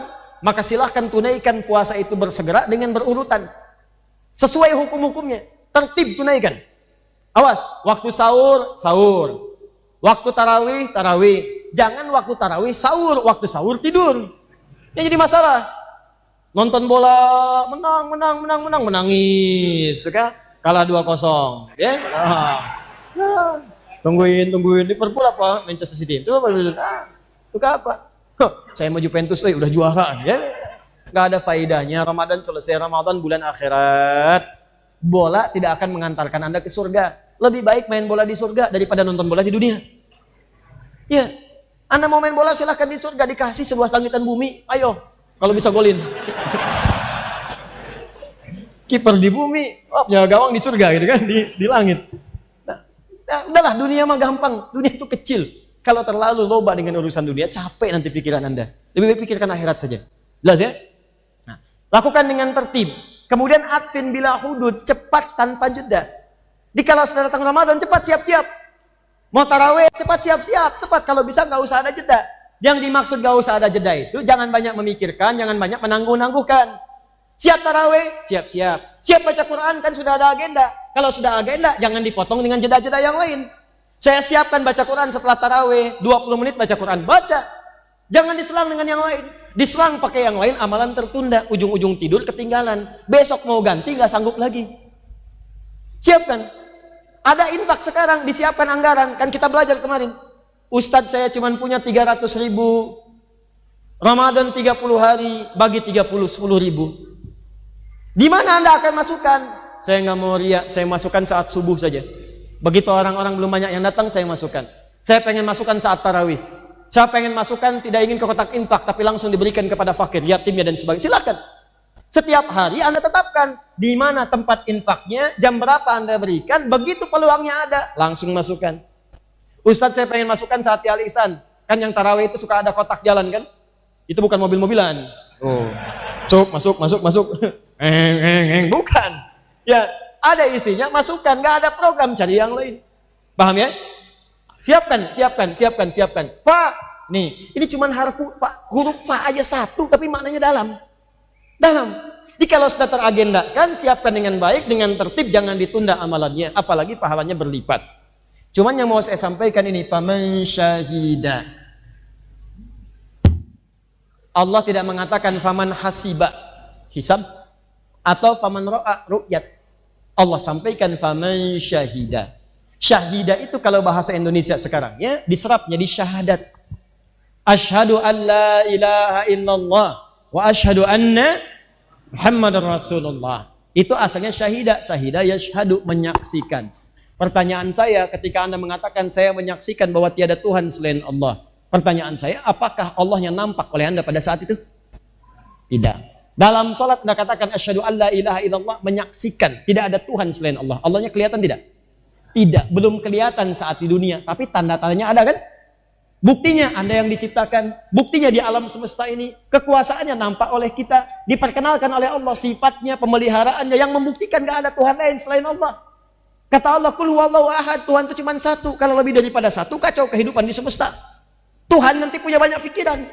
Tuhan dua, Tuhan tiga. Setiap ada satu zat pasti punya pikiran. Bayangkan, jangankan Tuhan, Anda saja kalau 3 orang tidak akan bersepakat pada satu pilihan. Yang satu mengatakan kuning. Yang satu mengatakan hijau, satu mengatakan biru. Bagaimana kalau Tuhan lebih daripada satu? Lau kana fihi ma alihatun illallah la fasadata. Quran surah ke-21 ayat 22. Kalau di alam semesta banyak lebih dari satu Tuhan, kacau nanti alam semesta. Tuhan pertama mengatakan turunkan hujan. Yang kedua mengatakan jangan, cerah saja. Yang ketiga mengatakan halilintar, ribut sesama Tuhan. Peranglah, perang Tuhan. Kalau Tuhan berperang, bagaimana dengan hambanya? Kebayang ya? Nah, jadi semua dibuktikan, nampak. Nggak kelihatan fisiknya, nggak kelihatan zatnya saat di dunia, tapi sifatnya ditampakkan kepada kita untuk menunjukkan keunggulannya. Ini menunjukkan ada perbedaan antara Tuhan dengan makhluk, Khalik dengan makhluk. Jadi Khalik itu harus lebih unggul. Kalau manusianya lemah, Tuhannya kuat. Kalau manusianya terlihat, Tuhannya jangan kelihatan. Untuk menunjukkan lebih hebat dibandingkan dengan yang ada. CCTV paling hebat itu kan yang nggak nampak. Kalau ketahuan bukan CCTV namanya. Jelas ya? Jadi semakin tak nampak tapi bisa melihat kita, semakin hebat namanya. Nanti di akhirat begitu dibuka, ditampakkanlah semuanya. Kalau amal kita cukup, maka turunlah Quran surah 75 ayat 22 sampai 23, paling kiri sebelah atas. Wujuhu yauma idzin nadhirah. Ada orang yang di akhirat wajahnya berbinar, bersinar gembira. Bukan karena masuk surganya. Ila rabbiha nadhirah. Karena bisa melihat Allah tanpa hijab langsung. Ada nanti yang bisa melihat dan mudah-mudahan kita termasuk di dalamnya insyaallah ya. Sekarang kita imani, kita yakini laisa kamitslihi syai', jangan dibayangkan apa-apa. Kita beriman walaupun tak melihat langsung tapi tanda-tandanya nampak, itu yang disebut dengan syahidah namanya. Jelas? Tak kelihatan tapi bukti-bukti yang lain menunjukkan itu nampak. Jadi makna yang pertama syahidah. Yang kedua, makna syahidah yang kedua langsung menyaksikan.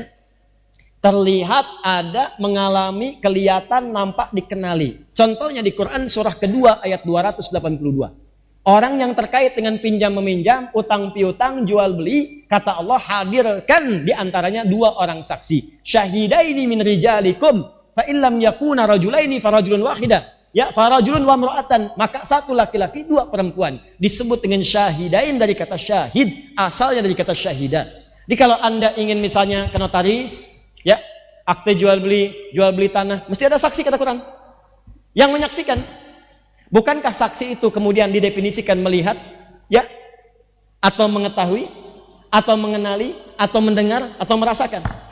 Maka baru disebut saksi ketika dia bisa melihat, menyaksikan, atau mengetahui. Walaupun tidak melihat, menyaksikan, dia mengetahui atau merasakan apa yang dimaksudkan. Maka dua-duanya berkumpul, bisa langsung melihat apa yang terlihat kalau mampu dilihat, atau yang kedua tak mampu melihat tapi mengetahui dari tanda-tanda sekitaran bahwa dia telah wujud. Paham? dua peristiwa ini, yang nampak langsung dan tak nampak tapi buktinya nampak, itu dalam bahasa Arab disebut dengan syahadah. Kata kerjanya disebut dengan syahidah. Maka ayat ini memberikan gambaran kepada kita. Lihat sini. Nih, kalau mau menerjemahkan, faman syahida minkumus syahra, maka jika ada di antara Anda, lihat sini, yang mengetahui datangnya bulan Ramadan itu. Lewat mana datangnya? Ada yang melihat langsung. Tut, nampak tandanya. Lihat, kelihatan, hilalnya nampak. Mana hilalnya? Mana hilalnya? Kok nggak kelihatan? Itu tuh yang lagi tidur, security tidur namanya hilal gitu kan. Bukan yang itu, tapi yang di atas sana. Begitu melihat sesuatu tampak kemudian diamati awal hilal Ramadan, nanti saya terangkan apa itu hilal. Begitu sudah kelihatan, maka penglihatan secara langsung itu nampak disebut dengan ru'yat namanya. Maka muncul istilah ru'yatul hilal. Ru'yat.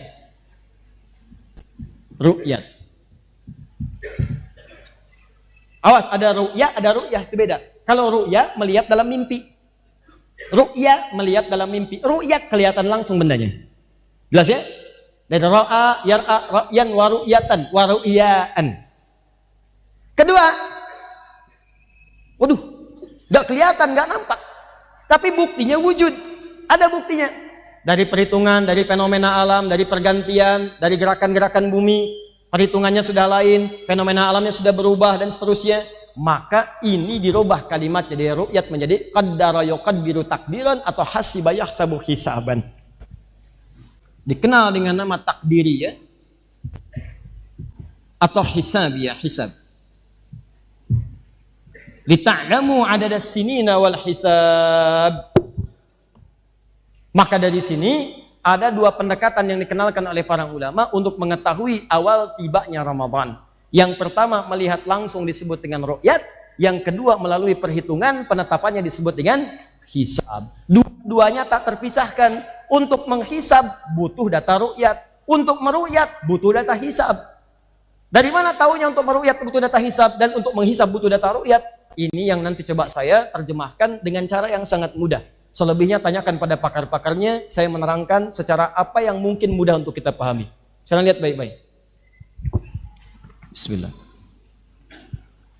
Nulis sendiri, ngapus sendiri, rangkan sendiri. Penghapus jatuh, ambil sendiri. Luar biasa. Masya Allah. Cuman datang, ngelihat, nulis, masuk surga lagi. Luar biasa jamaah malam ini. Allahu Akbar. Lihat sini. Satu.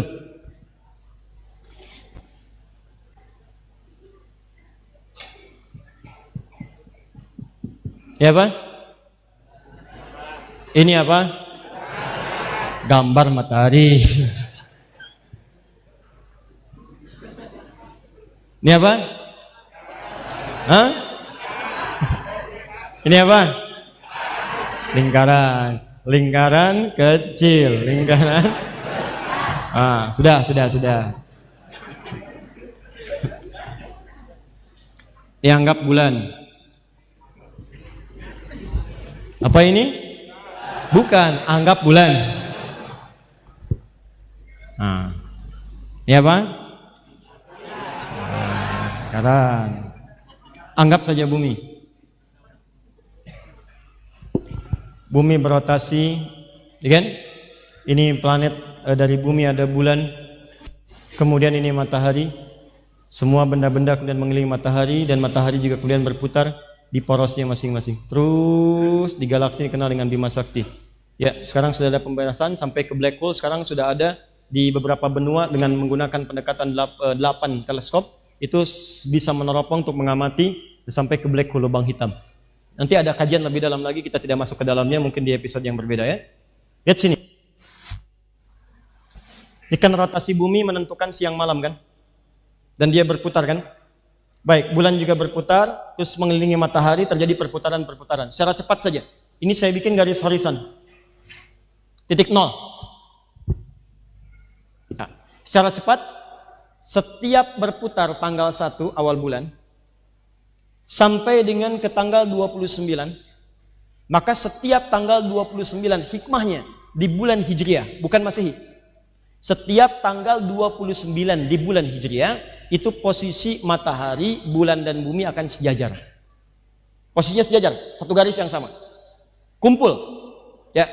Jadi kalau misalnya dari awal kelihatan sabit, pertengahan jadi kelihatan bulat kan? Beredar lagi terus. Jadi gampang orang Arab dulu kalau pengen lihat bulan, oh tengah-tengah nih. Kalau sudah tengah-tengah berarti kelihatan bulat. Ya, berarti itu hari pasti tanggal 13, 14, 15. Nah, setiap tanggal 29 bulan Hijrah, akhir bulan, itu posisi matahari, bulan dan bumi berada di satu garis, kumpul semuanya. Kumpul di satu tempat disebut dengan ijtima namanya. Ijtima. Ijtima. Ulama kumpul di satu tempat, ijtima ulama. Matahari, bulan, bumi kumpul di satu tempat, satu garis yang sama, disebut dengan ijtima. Bahasa ilmiahnya disebut dengan konjungsi namanya.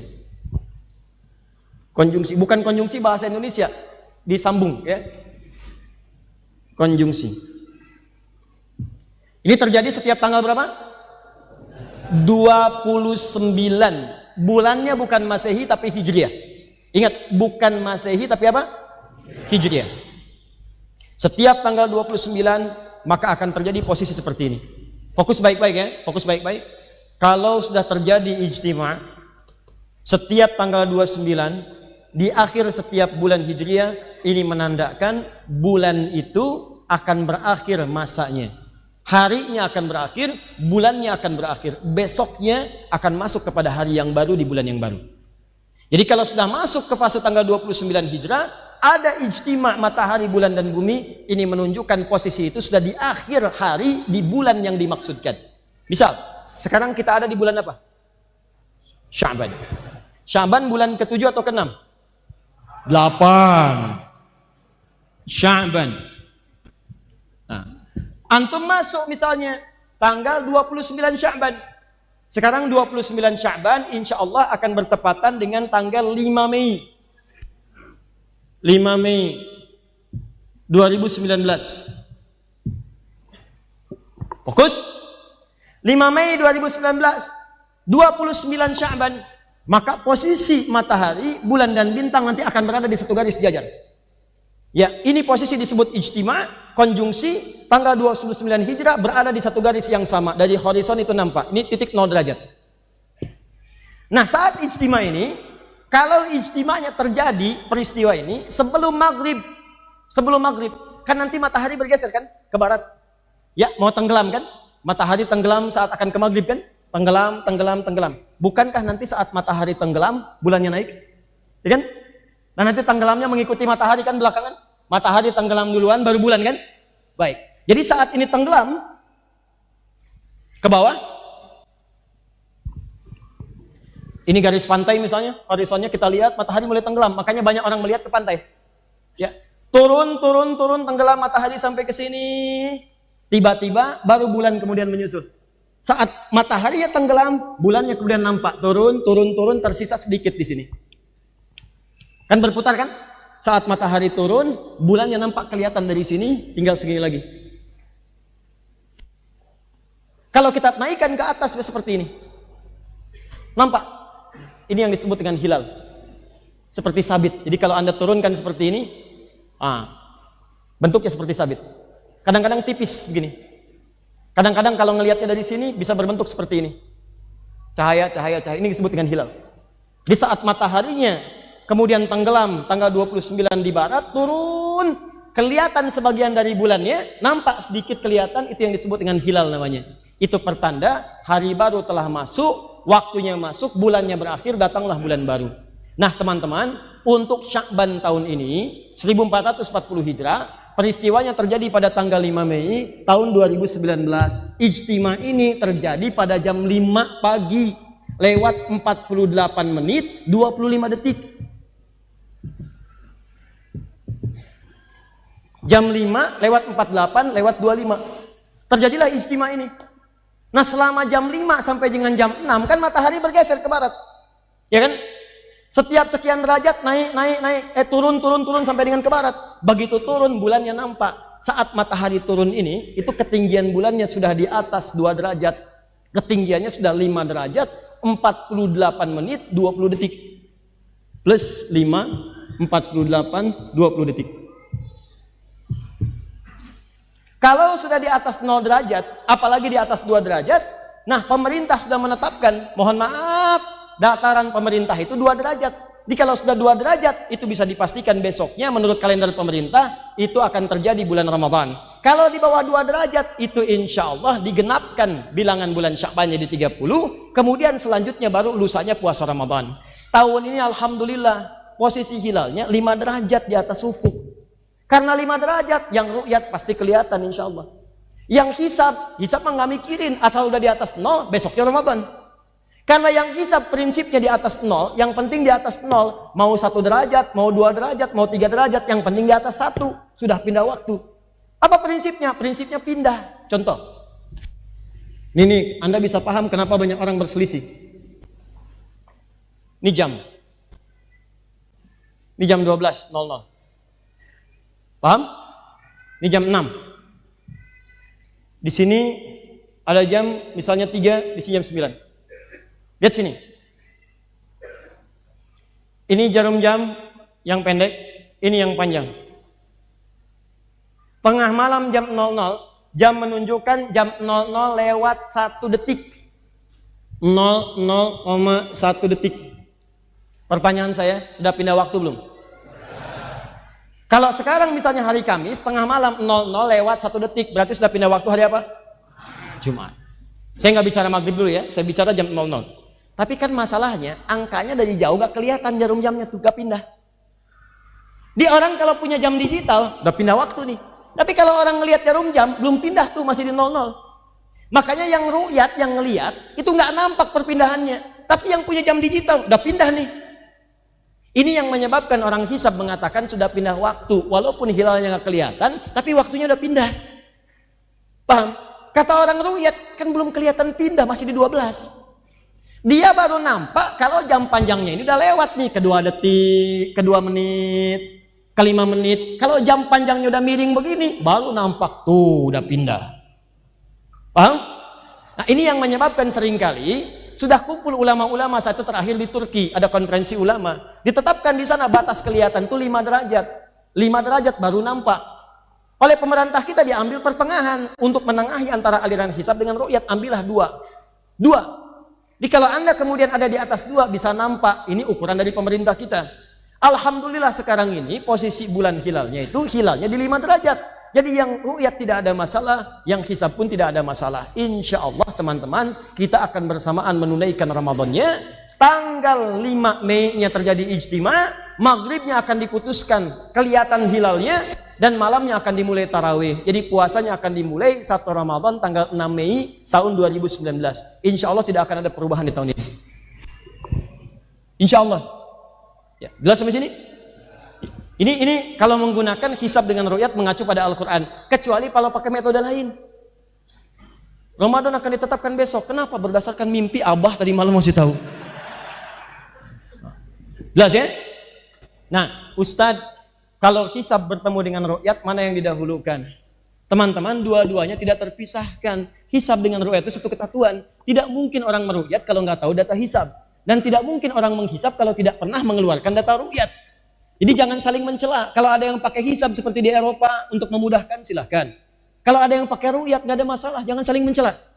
Paham ya? Awas, hati-hati. Karena nanti ada aliran yang ru'yat saja, ada yang hisab saja. Ini aliran juga menurut saya perlu dipertemukan dengan baik. Ya awas, hati-hati. Ada yang tidak menerima hisab sama sekali. Saya pengennya ru'yat saja.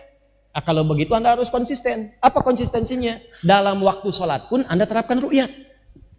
Karena hadis sholat itu sama persis substansinya dengan hadis-hadis tentang ru'yat puasa.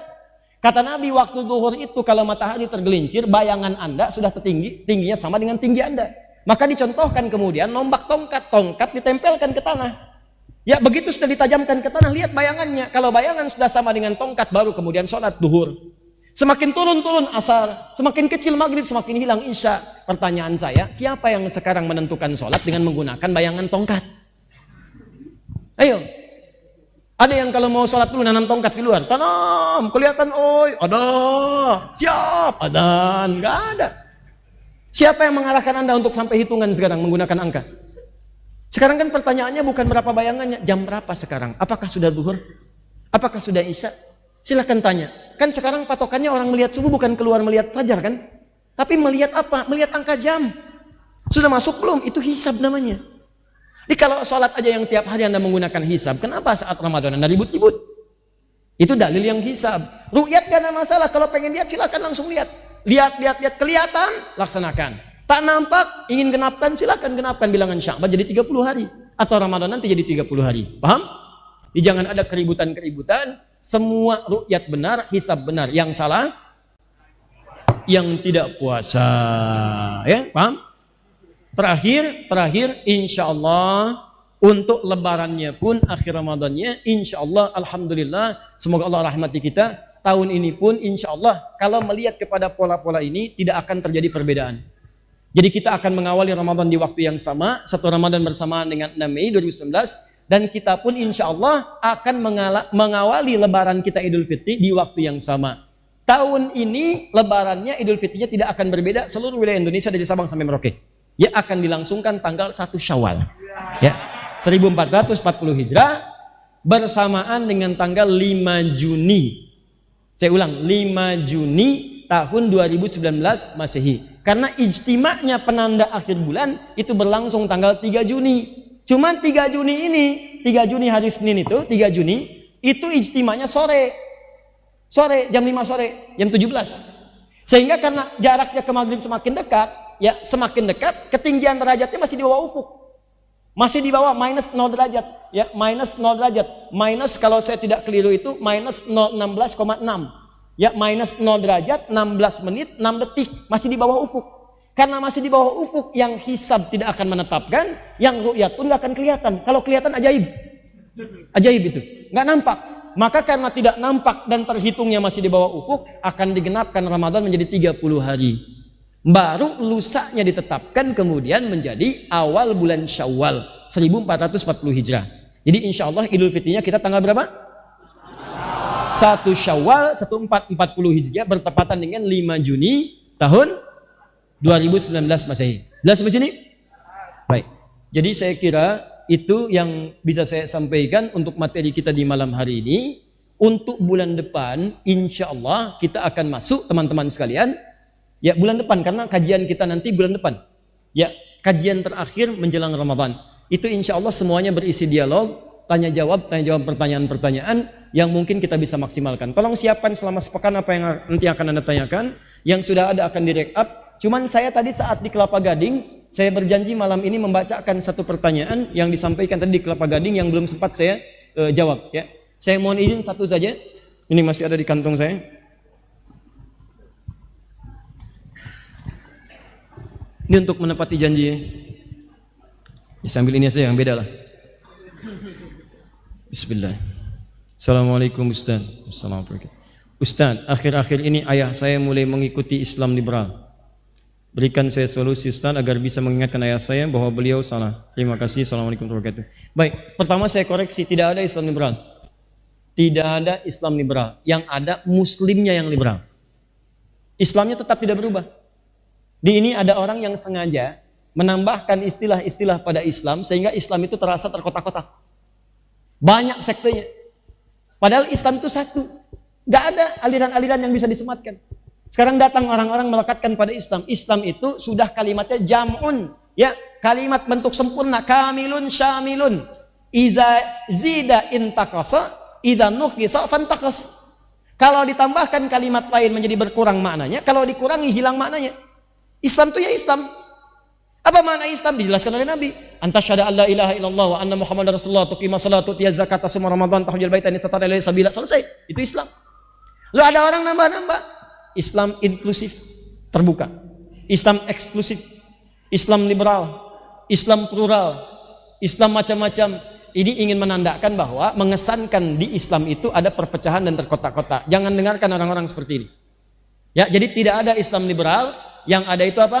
Muslimnya, orangnya yang mengaku muslim tapi punya pemikiran liberal. Sehingga pemikiran itu seakan-akan disematkan kepada Islamnya, padahal di Islam gak ada begitu. Nah, pertama saya ingin katakan, aliran liberal ini aliran yang terlambat lahir di bumi. sekarang. Dia orang-orang telat. Kenapa? Karena zaman Nabi pun yang punya pikiran liberal sudah ada dan sudah ayat turun, sudah ada ayat turun. Nih, zaman Nabi ada seorang Yahudi, namanya Ka'ab bin Ashraf. Ka'ab bin al-Ashraf ini seorang Yahudi punya pemikiran liberal. Bahkan ini ada kesan-kesan pluralisme agama, bukan pluralitas, pluralisme. Jadi orang Yahudi masuk Islam termasuk tokoh, tapi seringkali pergi ke sinagog dan suka baca Taurat. Ketika datang sahabat mengingatkan, kamu ini kan sudah muslim, kenapa baca-baca itu? Dan sering pergi ke sana. Apa jawabannya? Perhatikan jawabannya. Kata Ka'ab bin al-Ashraf, Taurat dan Quran itu kan sama-sama wahyu Allah. Bukankah Taurat dikirimkan kepada Musa Nabi? Al-Quran dikirimkan kepada Muhammad SAW, beliau Nabi. Dua-duanya kan wahyu Allah, kenapa saya dilarang? Jadi kalau saya baca ini, baca itu, sama-sama wahyu. Ini pemikirannya sudah pemikiran plural. Datang, kadang ke sinagog, balik, baca ini, baca itu. Dan menyamakan semua agama sama. Sama aja Taurat dengan Quran. Sama aja risalah Musa dengan Muhammad. Ya, padahal dalam hakikat Al-Quran ada keterangan, ada sesuatu yang dirubah di dalamnya. Maka dilaporkanlah kepada Nabi perilaku Ka'ab bin al-Ashraf ini. Begitu dilaporkan kepada Nabi, turunlah kemudian Quran surah kedua Al-Baqarah ayat 208. Paling kiri pertengahan. Ya ayyuhalladzina amanu dukhulu fis silmi kaffah. Hei orang-orang beriman, kalau sudah menyatakan masuk Islam, sudah beriman, maka masuklah kepada Islam dengan kafah. Jangan campur adukan ajaran Islam dengan yang lain-lain. Jangan bawa pemikiran kamu untuk menyimpulkan satu ajaran dalam Islam. Maka keluar kalimat Nabi yang sangat populer. Laukana Musa hayyan. Kalaulah Musa masih hidup sekarang, dia akan meninggalkan ajaran yang dulu dan masuk kepada mengikuti ajaran saya.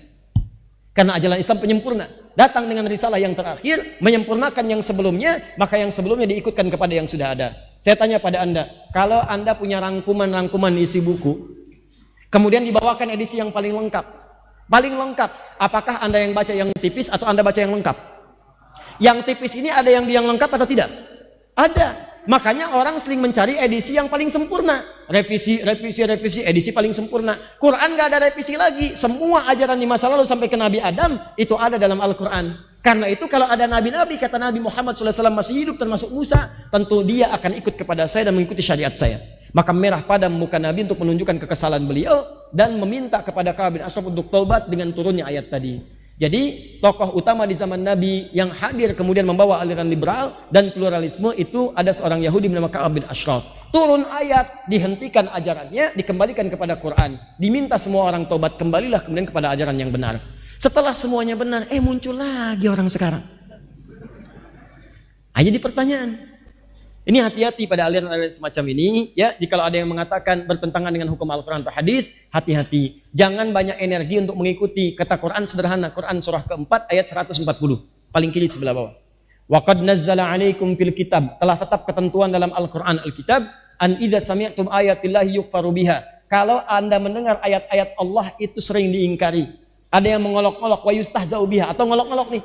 Ngolok-ngolok yang berjilbab, ngolok-ngolok ayat Quran, ngolok-ngolok ayat hadis, ngolok-ngolok orang yang berubah, ya keluar kata-kata, meme-meme yang tidak bagus, kalimat-kalimat yang mengesankan pelecehan. Kata Quran, jangan buang-buang energi dengan balas mencela, nggak ada kerjaan. Mencela yang sudah kotor, buang-buang energi.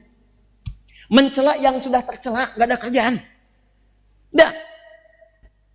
Fala taqudu ma'hum, acuhkan aja. Acuhkan. Kalau bikin status, gak usah dibalas, cuekin aja, ntar mati sendiri. Sudah.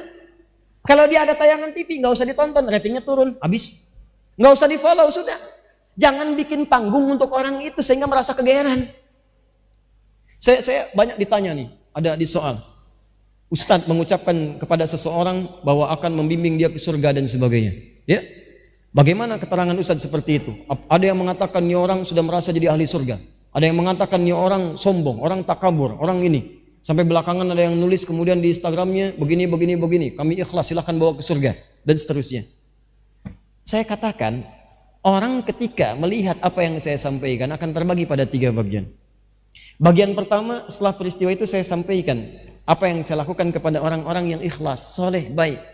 Ulama-ulama yang sangat sekali tawadu. Saya sampaikan, saya baru menyampaikan begini. Apa responnya? Langsung kepada saya dikatakan, Masya Allah, tarhib wa tarhib. Tarhib, ajakkan berita pada kebaikan. Targhib, ancaman jika menyalahi apa yang telah Allah tetapkan. Dan itu biasa.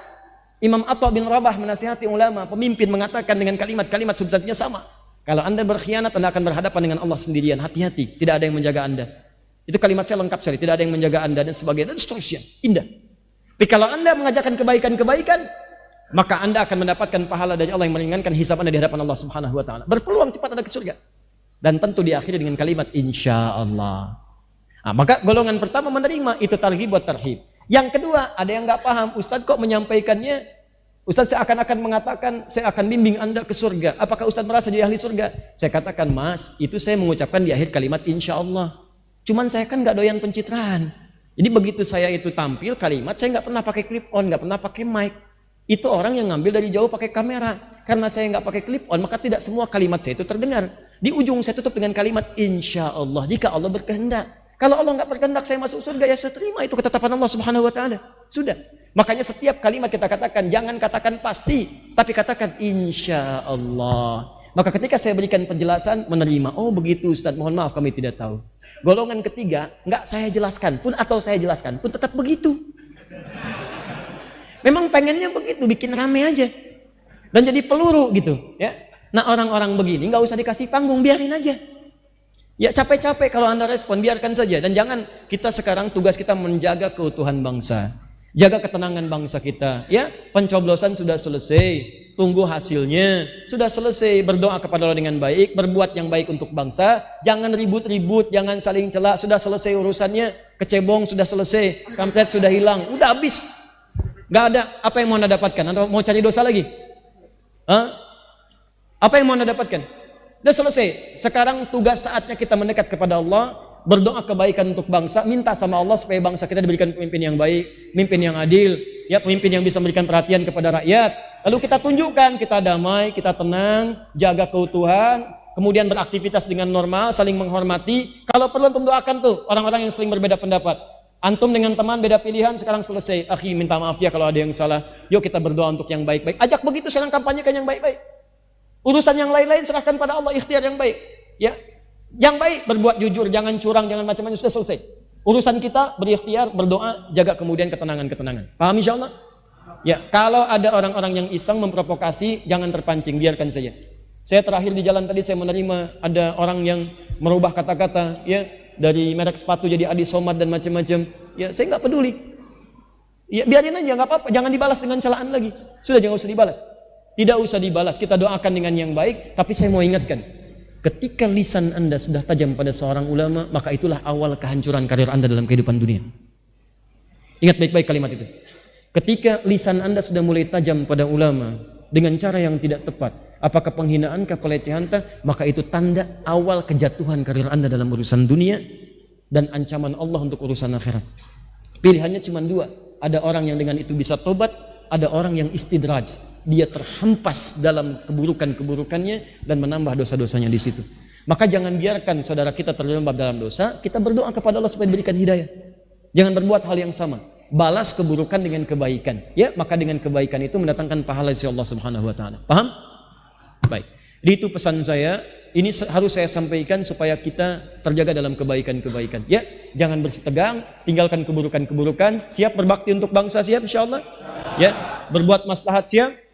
Baik, maka ikuti seruan saya, jaga kedamaian, hadirkan ketenangan, jangan saling mencela, kemudian mohon doa kepada Allah supaya bangsa ini diberkahi oleh Allah Subhanahu wa taala. Ya.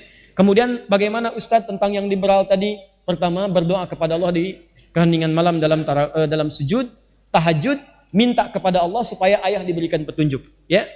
Minta. Kemudian yang kedua, hadirkan ceramah-ceramah yang membahas tentang Islam liberal. Bahayanya dan seterusnya, buku-bukunya. Saya sarankan beli buku-buku misalnya yang ditulis oleh teman-teman di INSIS. Ya, ada Ustadz misalnya Fahmi Zarkasi yang di Miumi. Ada Ustadz Adian Husaini. Ya, ada Ustadz Ugi Sugiharto. Itu bagus tulisannya. Dan itu mencerahkan, objektif, tidak mencela orang tapi memberikan penjelasan objektif tentang pemikiran. Tentang pemikiran. Beli buku Mishkat karangan Ustadz Hamid, ya, Fahmi Zarkasi. Beliau anak keturunan dari Gontor, pemikir yang sangat hebat. Saat menuliskan buku Mishkat, langsung buku itu ada di perpustakaan Washington di Amerika. Saking dahsyatnya, saking bagusnya isi bukunya. Silakan Anda baca, cari media Islamia yang ditulis oleh teman-teman pemikir supaya ada pembanding. Jadi ketika ayah Anda tadi terjerumus dalam pemikiran yang tadi, berikan buku tadi, berikan bacaan tadi, berikan ceramah-ceramahnya di YouTube supaya ada perbandingan antara pemikiran tadi dengan pemikiran-pemikiran yang lebih baik lagi. Jelas di sini? Baik, terakhir. Insya Allah besok hari Jumat. Maka mulai siapkan sunnah-sunnah Jumat. Surat Al-Kahf jangan lupa. Potong kuku, berdoa kepada Allah, hidupkan sunnah-sunnahnya. Kemudian yang kedua, untuk hari Sabtu, ini mungkin kajian terbatas karena ini kajian untuk menyiapkan penghuni Taman Firdausi. Tapi nanti akan di-live-kan di Akhir TV tentang kajian bagaimana menjadi penghuni Taman Firdaus yang terbaik. Ya, waktunya siang dari jam 12 sampai kurang lebih jam 3 menjelang asar. Nanti akan ada kajian tersambung lewat Akhir TV saja. Kemudian hari Ahad, insya Allah kami akan terbang ke Jepang. Tentunya pesawatnya yang terbang, saya ikut ke dalam pesawat. Dan akan tersambung dari Jepang hari Senin dan Selasa. Senin kami di Tokyo dan Selasa di Osaka. Insya Allah teman-teman sekalian, mudah-mudahan saudara-saudara di sana diberikan kesehatan. Nanti ada ketersambungan dari sana untuk juga melakukan rekaman. Dan rekaman itu nanti akan ditampilkan di bulan Ramadan. Insya Allah nanti kami akan memberikan materi Ramadan yang lebih lengkap saat di bulan Ramadan tanggal 1 sampai akhir Ramadan melalui channel Trans TV insyaallah. Ya. Waktunya sekitar 30 menit jadi agak panjang untuk bisa menerangkan.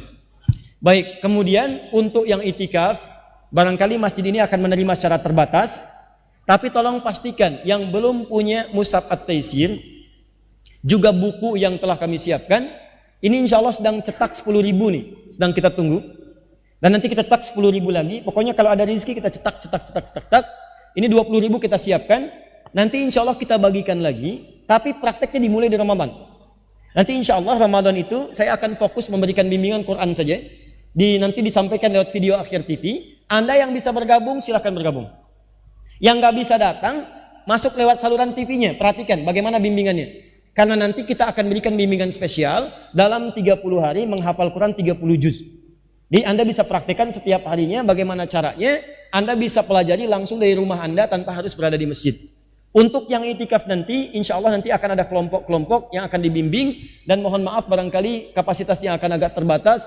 Mungkin nanti akan dibuka pendaftaran. Kalaupun tidak ada di sini, silahkan tersambung lewat saluran Akhir TV-nya. Mudah-mudahan di situ nanti ada bimbingan yang bisa diikuti. Jelas insya Allah? Baik, kalau sudah jelas, kita akhiri. Semoga Allah muliakan kita semua dan memberikan fadilah-fadilah kepada kita pada pertemuan kita di malam hari ini.